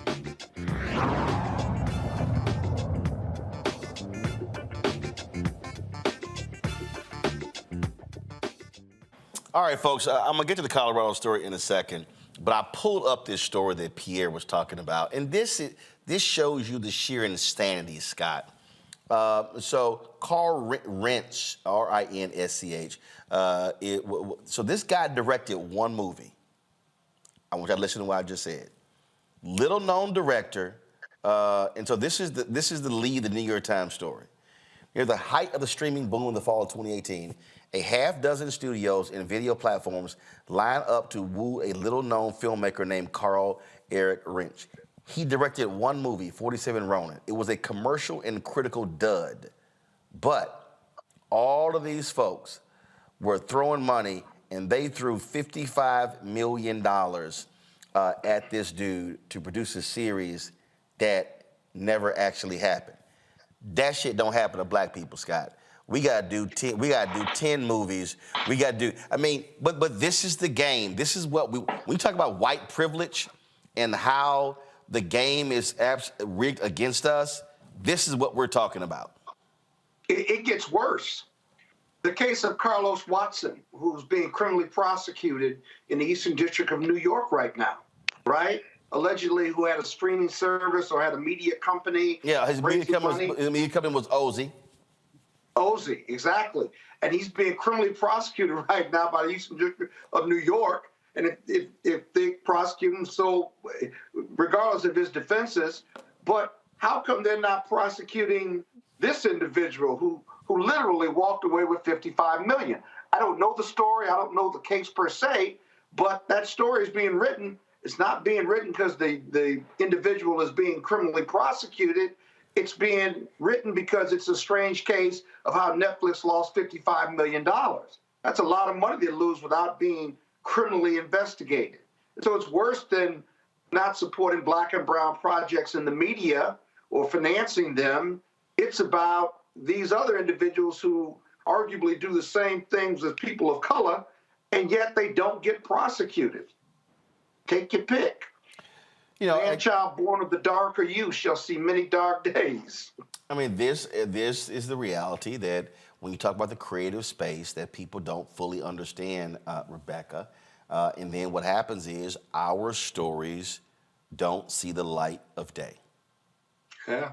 You know, Roland, I think it's even getting worse, especially when we think about with how AI is going to be used for the rest of the century. And when I say that, I think about some of the blackfishing that we're seeing, of where you have black-looking characters, artificial characters, but it's not necessarily black creatives that are generating or using it. Like, I know before you've talked about the difference between black targeted media and black media.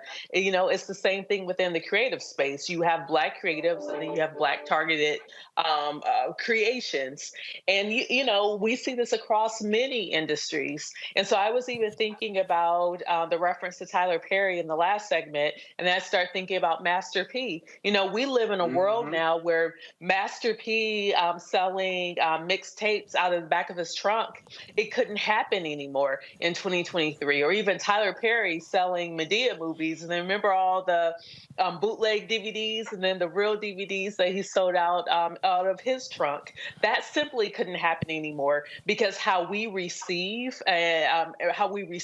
creations and creativity, how it's delivered, the delivery model is different, you know, i.e. how it's distributed. So as Black folks, as we're plotting our future for the next 50 years, 100 years, how do we stay innovative? How do we have access to these new technologies that make sure that our creativity, our business people are able to compete in these emerging new economies? And this right here, Robert, again, how I connect the dots, the nation's first black newspaper, Freedom's Journal, where it says in third paragraph, we wish to plead our own cause.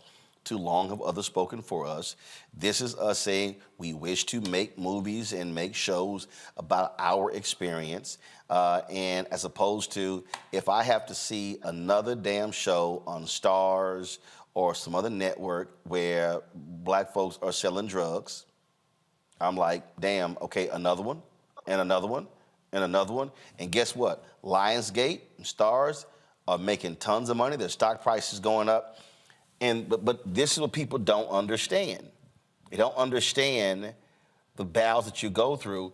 I mean, even what we do here, the stuff that we do here, this was all about because I refused to be talking to a 32-year-old white producer trying to explain to them why I want to cover something that black people are interested in. That conversation with Lee Saunders is not going to happen at that length on MSNBC, on CNN. It's not. And so when I hear people say, we got to do for self, okay, but we also have to learn to fully support our stuff. Otherwise, it's not going to be here. You're absolutely correct. And for Netflix, if you happen to have an extra $50 million sitting around, me, Roland, Scott, and Rebecca will be starring in a new made-for-TV series or drama called Black People in Media. The show will be about black people in media. I haven't finished the script quite yet, but please forward the $50 million to me, and I will give some of it to Roland also. But look, you're completely correct. we got to be able. We have to be able to have a financial mechanism around this because you and I and all of us have traveled many places around the world. The number of places that me and my wife were in the souks in Dubai one year, and they start the little owners of the little shops. They start yelling out things to get your attention, try to get you to buy trinkets and tourist junk. So they saw me. I was the only black dude around, so they started yelling out Barack Obama, Barack Obama, because the most famous black person they could think of. My wife walks by. They start yelling out Nicki Minaj, Nicki Minaj, because that's the most famous black woman they could think of at the time. The reason I bring this up is our image around the world is dictated by what goes out in media, music, and the press. You know, you can go to Japan. There was a restaurant there the last time we went to Tokyo called N-Word Chicken. Not because they were being racist, just because that's what they thought we called it. They thought that we enjoyed being called that because all the music that they hear is us calling ourselves the N-word.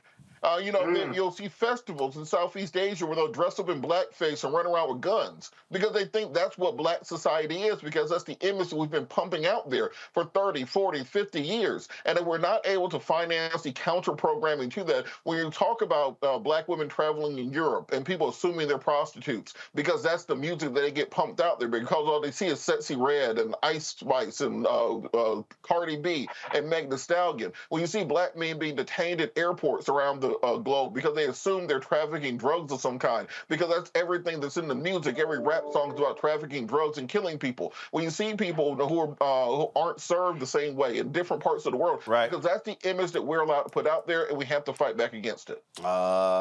Folks, that's what has to happen. And so we're going to continue to highlight these stories and making it known what's going on. We come back, we'll talk about what's happening in Colorado. 2 Colorado universities, they are fighting a group over scholarships. This all because of that Supreme Court affirmative action decision. Folks, you're watching Roland Martin Unfiltered on the Black Star Network.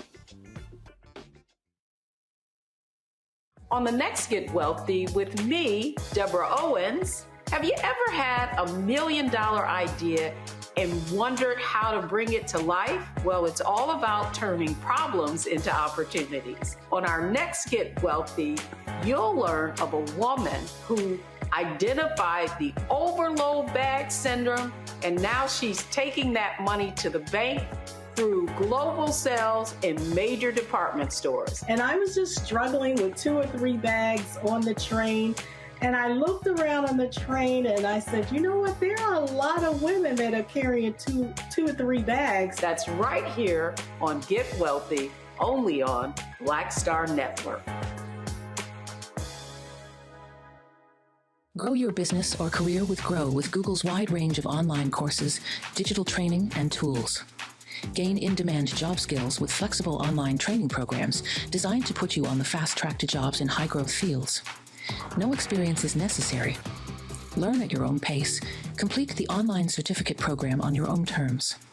Stand out to employers, get on a path to in-demand jobs, and connect with top employers who are currently hiring.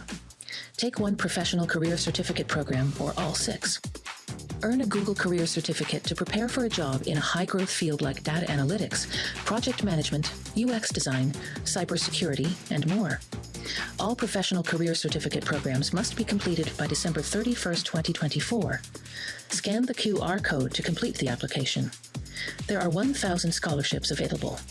Grow with Google and J. Hood and Associates. Be job ready and qualify for in-demand jobs. Hey, it's John Murray, the executive producer of the new Sherry Shepherd Talk Show. This is your boy, Earthquake. And you're tuned in to Roland Martin Unfiltered.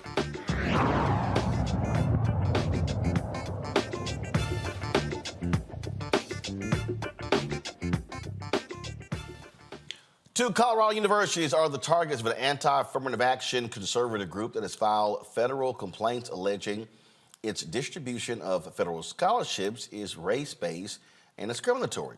The University of Colorado Boulder and the University of Colorado Denver participate in the federal Ronald E. McNair Post-Baccalaureate Achievement Program, also known as the McNair Scholars Program, named after one of the astronauts who was killed on the space shuttle. Now, the Equal Protection Project claims that white and Asian students face additional hurdles when being considered for scholarships. Colette Bowers-Zinn, the founder and executive director of Axis, a nonprofit organization that helps underrepresented students thrive in education, joins me from LA to discuss this. Glad to have you on the show. Colette, this is, I say it to people in my book, White Fear, these things were coming. These folks are mad, they're pissed off, they're angry, and this notion that somehow white and Asian kids are being exempted or they're not getting a fair share, I keep saying they're going to go after any and everything that black folks have been trying to advance to marginally get ahead in this society. Indeed, but the fact of the matter is they are ahead. And that's why these programs, these scholarships exist, to get at the inequity. And so it's just ridiculous that these things continue to happen and that they're using the exact system that provides systemic blocks to students of color, people of color, to prevent students of color and people of color from thriving, from getting at anywhere near equitable experiences. It's a problem.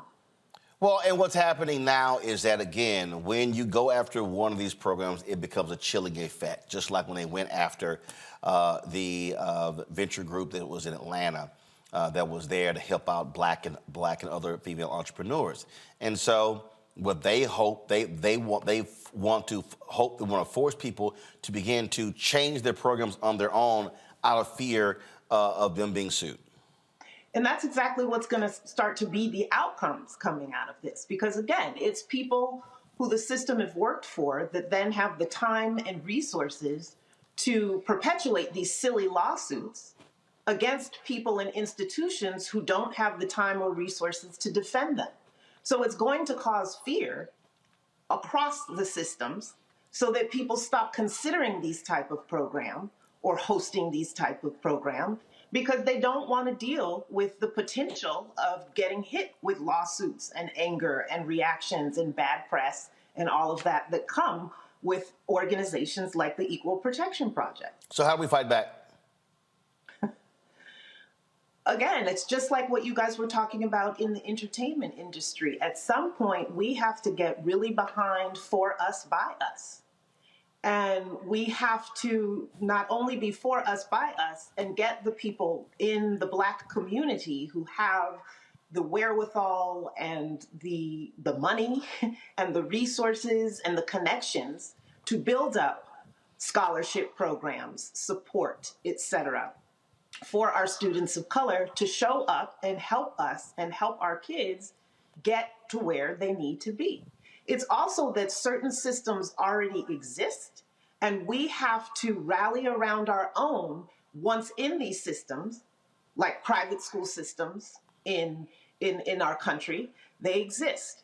They get our kids to the universities that they need to be in, that ultimately lead to changes in life, lifestyle, generational change that our kids need. The fastest path to those places are private schools for our kids nowadays, because our public schools are so failing our kids of color at astronomical rates. So organizations like mine exist for those kids that have the opportunity to support them in the process and in navigating opportunities. We have to do more for us, by us, to help open doors for our kids and to support Black students and, Black people in general across all walks of life, across all professions, to be able to thrive. Questions from our panel. Robert, you first. On this, I've thought of a Most Def lyric while you're talking. You start keeping pace, they start switching up the tempo. And it's just interesting to me that the minute that we start making these advancements in education, advancements with corporate diversity, with leadership positions, all of a sudden they're starting to attack the fundamental underpinnings of what has helped to promote African Americans and other groups to beyond a subservient position within the socioeconomic stratosphere that exists. Is there a way for universities or for other groups to structure scholarship programs that would not be something that could be attacked under equal protection grounds, or that cannot be attacked by these conservative groups through the court system, or is it simply something we're going to have to fight out on a case-by-case basis? actually think that the way this trend is headed, we are going to have to fight it on a case-by-case basis. But this specific Colorado lawsuit, what you need to understand is, one, that these are for $2,800 scholarships, right? So we're grasping at straws to be opposed to grad students getting $2,800 to help them. What you also need to understand is that to qualify for these scholarships, you have to be low income, first generation, or underrepresented. So that means you can be white and poor and qualify, or Asian and first generation and qualify, and a whole bunch of other things to qualify. This is just people simply whining that their lives are so privileged that they don't qualify and would have to have other things that would allow them to be eligible for this program. Like, thank your lucky stars. You're not first generation in college or low income or underrepresented, and keep it moving. It's these silly suits that are going to keep coming until we figure out how to, A, support our own, and find, like you said, some language legally. We need our Black legal community to come together and help figure out the language that's necessary for these scholarships, et cetera, and programs to proceed without being attacked legally every step of the way. Rebecca. Thank you so much, Colette, for being on the show tonight. In my opinion, America made up race and then codified it into all of our laws. So now there's a permanent Black underclass. And until we undo that, we will always have these issues. But this is my specific question about this. So these same universities have legacy admissions, and it largely and over-index benefiting white folks. So when our Black folks are going to start suing over legacy admissions, which is racial, based upon these universities' histories? You know, that's such a legitimate, good question. That's another piece of the puzzle that we have to start talking about as a Black community. When are we going to stop playing nice? This country was literally built on our backs. And as you said, systems then created coming out of slavery that gave us no shot at equity. And those have been perpetuated for many, many, many years. When are we going to get together as a people, pool our resources, and fight back in the systems that matter, legal and otherwise, with things exactly like what you're saying, coming against legacy? Scott. Hi, I feel your frustration. Couple points of clarification. One, there's several groups who are fighting back. There's just a lot of different lawsuits out there. Many of us, the Harvard case, North Carolina case, UNC case, we knew that the scholarship piece was next. But those decisions have no impact or do not cover specific scholarships, especially where a scholarship like these that issue in Colorado are race neutral, right? But we knew they were going to be attacked. And the legal pushback ought to be these allegations or this lawsuit or this administrative piece ought to be dismissed. Our enemies are looking for the next case like this. This may be it, where they can take to the U.S. Supreme Court to extend that decision, the Harvard decision, to make it apply to race-based scholarships, i.e. UNCF. But I think you're right. We've got to push back legally on all of these efforts to turn the clock back on us and to try to make America into this race-neutral society or that colorblind society that we know certainly does not exist. So I'd love your reaction to that and love to support you as you continue to push forward against these attacks. Yeah, thank you. And I agree with you, and you're absolutely right. What I will say to you is that this is simply a continuation of these groups' attempts to, one, pit Asian students against other students of color, and to push, as you said, colorblindness in an education system that remains vastly inequitable in terms of racial disparities and is anything but colorblind. And they want to eliminate programs that have successfully increased the educational attainment of underrepresented segments of society. It's just, it's nonsensical. And we need and they're going to continue to attack. Yeah. Pardon me? They're going to continue to attack industries and all parts of our cultural reality. And it simply isn't going to stop, notwithstanding that Harvard decision that was limited to college admissions. It's not going to stop. And, trickle down. I do a lot of work with K-12s, kindergarten through 12th grade institutions. Mm-hmm. And without having legal precedents, they're already preparing for how they need to change things or what wording they need to use so that they don't potentially get sued. It's a mess. And so we have to figure out, what is the plan? What are we doing in defense of this? And mm-hmm. that's what you're naming.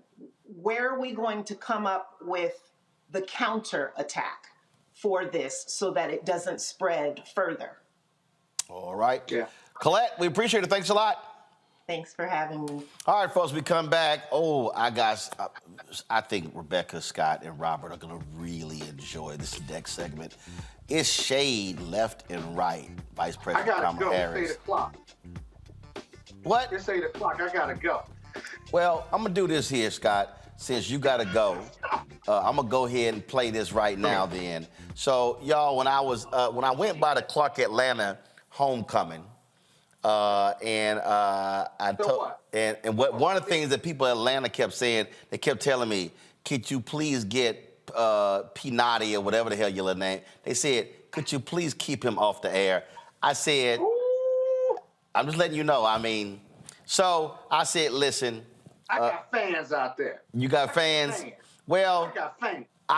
The alphas was stepping. I was going to all the different areas here, y'all. And Scott's little youth group, the Cappers, they were out there.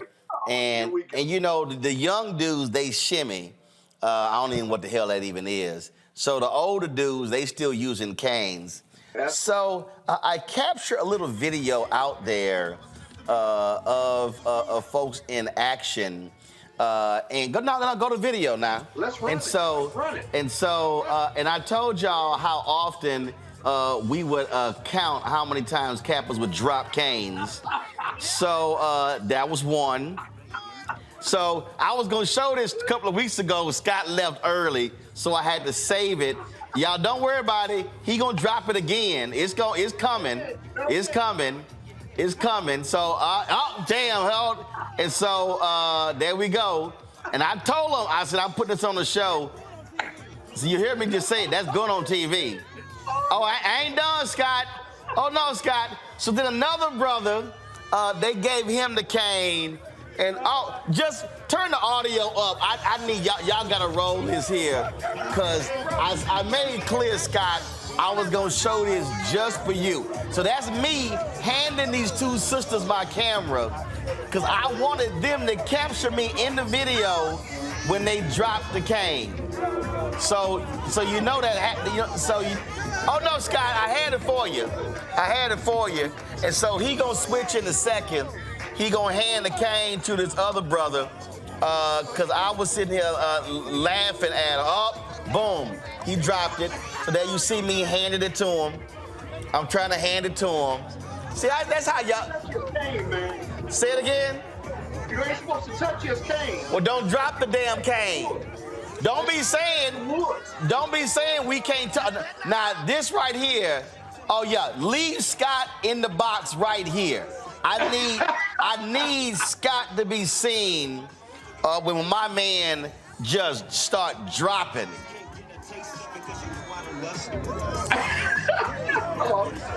Come on, brother, don't do it. Oh, boom! He didn't even last 10 seconds.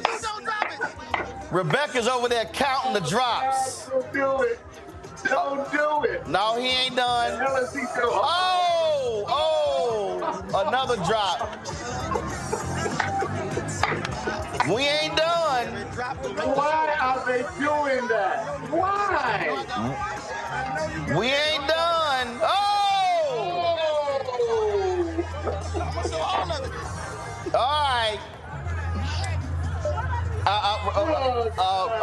We done. Come on. So, Rebecca, how many drops did you count there, Rebecca? Rebecca, don't do it. Don't take the bait, Rebecca. Clip. Don't take the bait, Rebecca. In 30 seconds, it was 6. Y'all be shamed. Y'all be shamed. Why do you take the bait? See, this is my learned experience. You don't take it with me, but you'll go with him in a minute. Scott, do you have any? Scott, my learned experience. Scott, do you have any defense of what we just witnessed? Well, first of all, they shouldn't take the cane, and they shouldn't do it on camera, especially with your shit-talking ass there, and be dropping the cane. I mean, that's just a disaster. Scott, what are excuses, Scott? It was full of those are incompetent to build monuments and nothingness, and those who choose to use them. In a Kappa house. They neither excuse so they nor should have known better, as far as I'm concerned. But Roland, as a CAU alumni, I give them this defense that usually the Kappas cover themselves in baby oil for some reason. So maybe the fingers are still a little bit slick, or it might be all them S curls. You know, that S curl juice might be affecting it also. You were in school a long time ago. A long time ago. But here's the deal: you shouldn't take the cane and do that on camera unless you are what we call a cane master. And none of those cane masters, they were 50 years and older. They shouldn't have been doing that, especially when. I will say that was one cane master, but I tell him he's not gonna make the show. There was one. I got the video, but I told him that's not gonna be shown. No, ain't that some shit? Now see, that's wrong. That's what dropping you know it what? 6 times is what was some shit. That's where owning your own media. You can control what you put on. You are absolutely correct. I've been saving that for about a month. So you can leave now, P. Naughty. Scott, just wish him happy Founders Day. Yeah, happy Founders Day. Rebecca, I'm very disappointed in you. Very. God damn. Oh, here we go. He about to start stepping. He about to start stepping. Here we go. Look at it. Scott, always remember who your daddy is. Oh, gosh. All right, Scott, you go now. We going to a break. We'll be right back.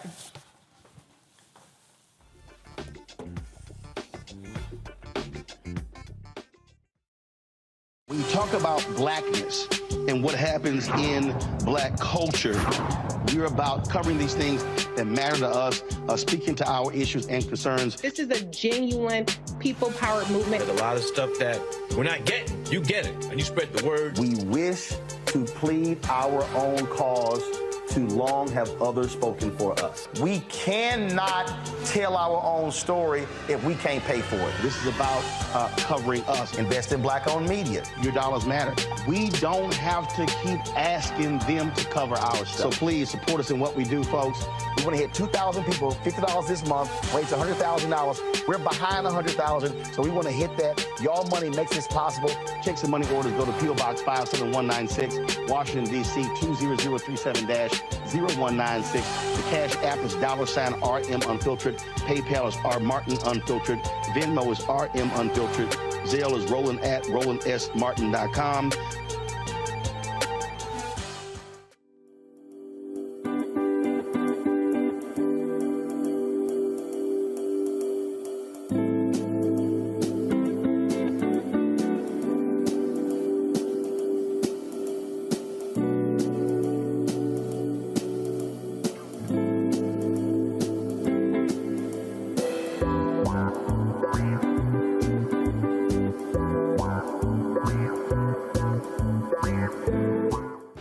Pretending to be Roland Martin. Holla! You ain't got to wear black and gold every damn place, okay? Ooh, I'm an alpha, yay! All right, you're 58 years old. It's over. And you are now watching Roland Martin Unfiltered. Uncut, unplugged, and undamn believable.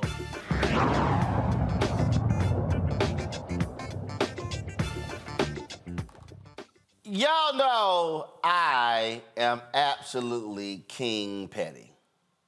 I like being petty, especially for those who deserve it. Well, at the Deal Book Conference, the New York Deal Book Summit, Vice President Kamala Harris was speaking today, and she was asked this question here. This was just perfect pettiness. Play it. Kevin McCarthy was here this morning, and he was, in very stark terms, effectively said that he did not believe that President Biden was the same President Biden that he used to talk to. Went so far as to say that when they were having the debt negotiations, that he didn't even think he was negotiating with him, that he thought he was looking at cards, and that if the information effectively wasn't on the cards, he wasn't able to do it. With all due respect, when anyone who has had the experience that he has most recently had, I don't think he's a judge of negotiations.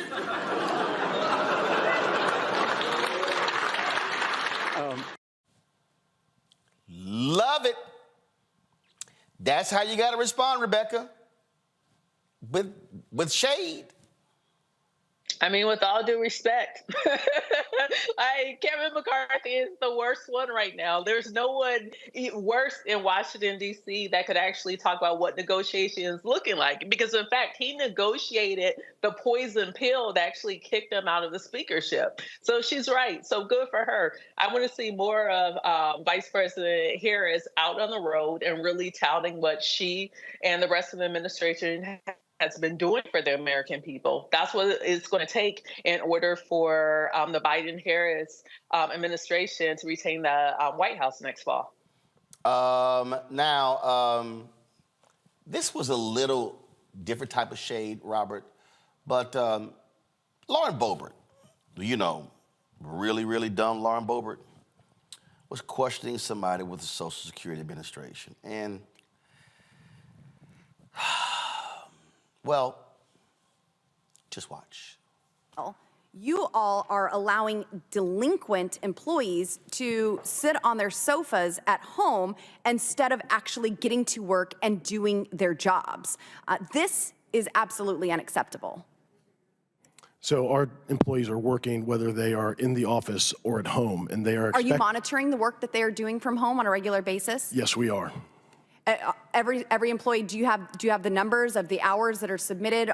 Are you counting how many times they're logging into their computers and responding to casework? So our employees are subject to the same performance management processes and oversight they are whether they're teleworking or working in an office. And we have systems in place that our managers use to schedule, assign, and track workloads.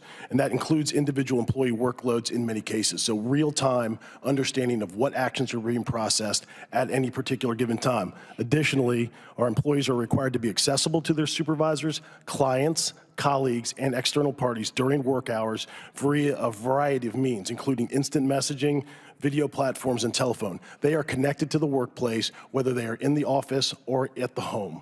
Then why is the backlogs for Social Security applicants increased from 41,000 to 107,000? Because we've been historically underfunded for a number of years now. I don't think you're underfunded. You're funded at the Nancy Pelosi levels. At the Democrat levels, we just continued that same funding. So I would say at pandemic level spending. So I'd say we'd have an increase of over 8 million beneficiaries over the last 10 years. At the same time, we experienced our lowest work staffing levels at the end of FY22. That's a math problem. I mean, that is a problem. If you have those workloads, increasing, and you don't have the staff to take care of those workloads, you're going to have the backlogs that you're talking about, Representative. Well, I would love to see. Robert, he said, that's a math problem, which you're too stupid to understand. That's basically what he was saying.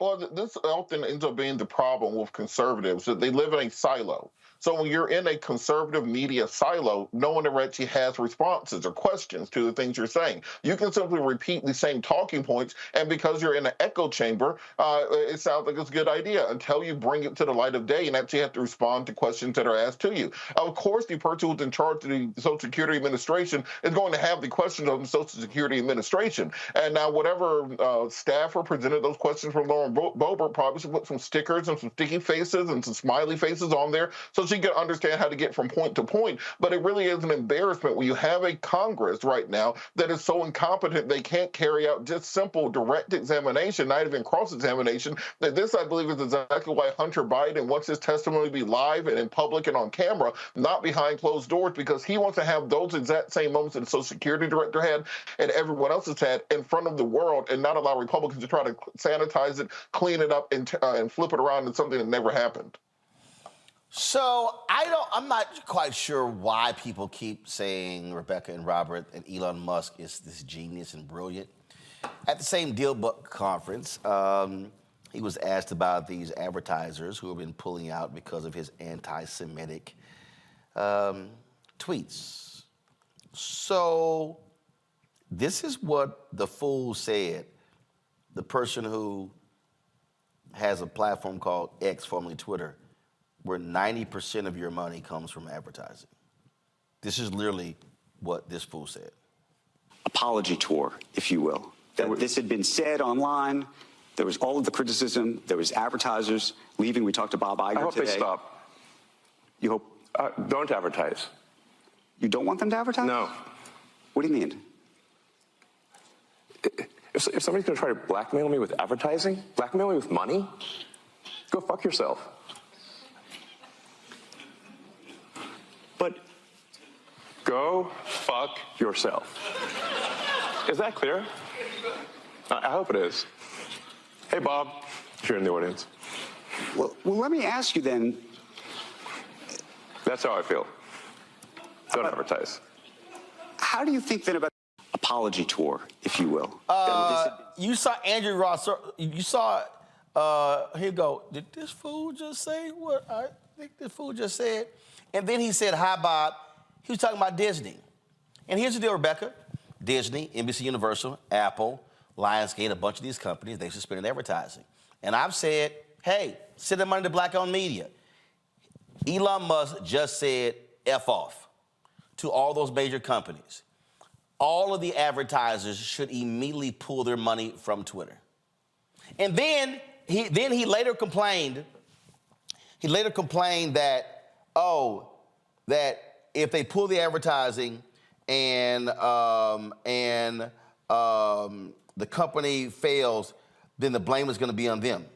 Nope, the blame is going to be on you, because you were the one who has allowed a hate to return back to this platform, Elon Musk.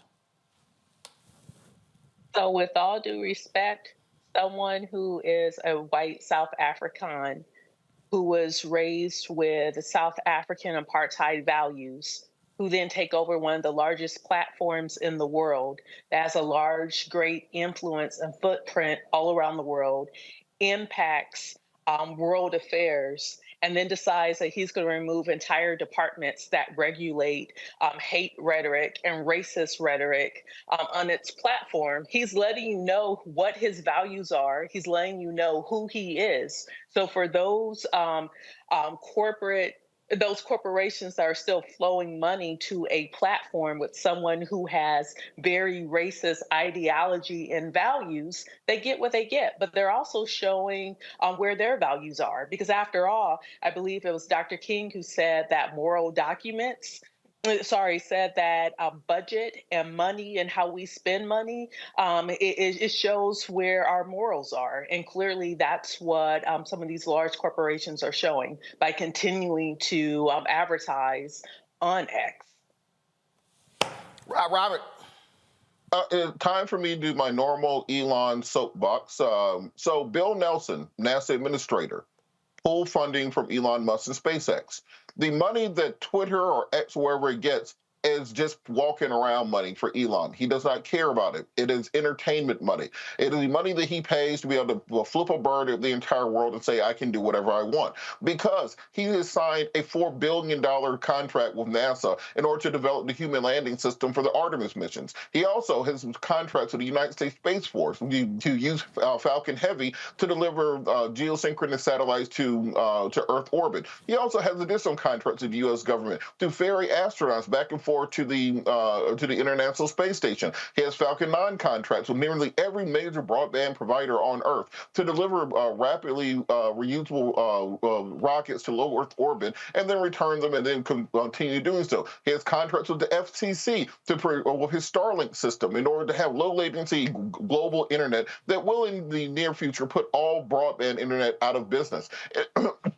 In addition to this, he also has which is trying to turn them through the Green New Deal into the fleet vehicles for the United States government, meaning that all those Ford Explorers you should see will soon be Teslas if he gets his way. He has a gigafactory in Mexico City to build Teslas. He has a gigafactory in Shanghai, the only non-Chinese person to have a gigafactory in Shanghai, as well as factories in Berlin and are now in Austin, Texas. He has a Neuralink program, which is a brain implant that he's now implanting into, I think it's in trials right now, where you can use your brainwave to control computer mouses and prosthetics going forward. He has the Boring Company that has contracts in place that can dig tunnels or hyperlink tunnels between major cities. There were discussions to put one between Baltimore and Washington, D.C.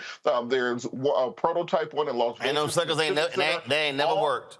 None of them have worked yet, but he's still making billions and billions of dollars. The point is, the reason he can say fuck you to the advertisers is he doesn't need the advertisers because he has the government. He is the biggest welfare queen on the planet. He is getting government money left and right from every government on this earth, including to provide satellite systems to Ukraine to fight their wars, which he can turn on and off at any given time. How much power does one man need? How much money does one man need?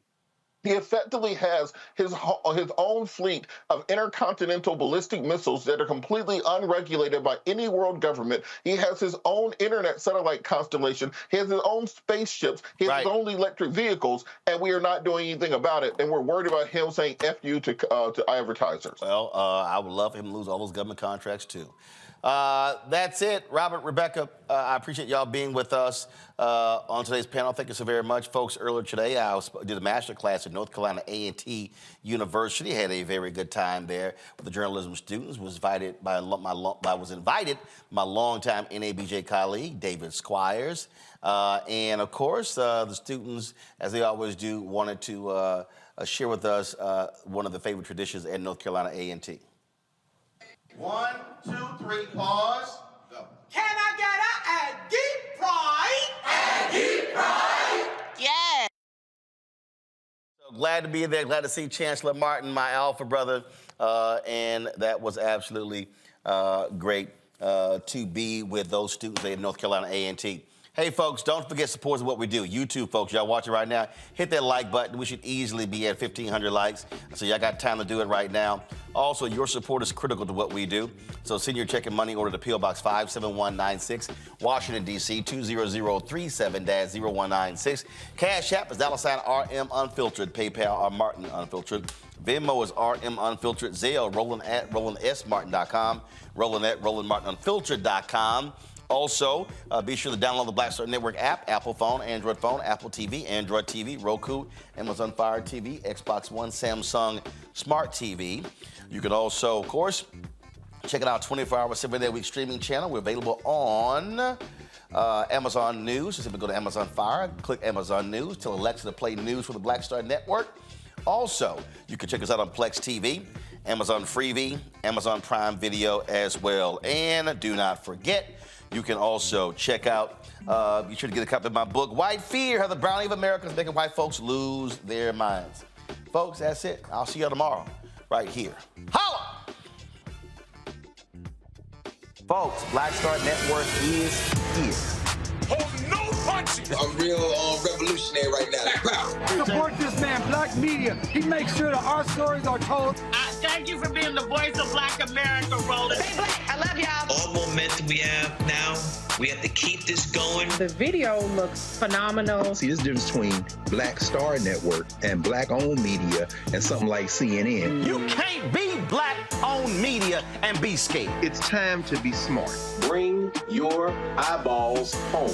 You dig?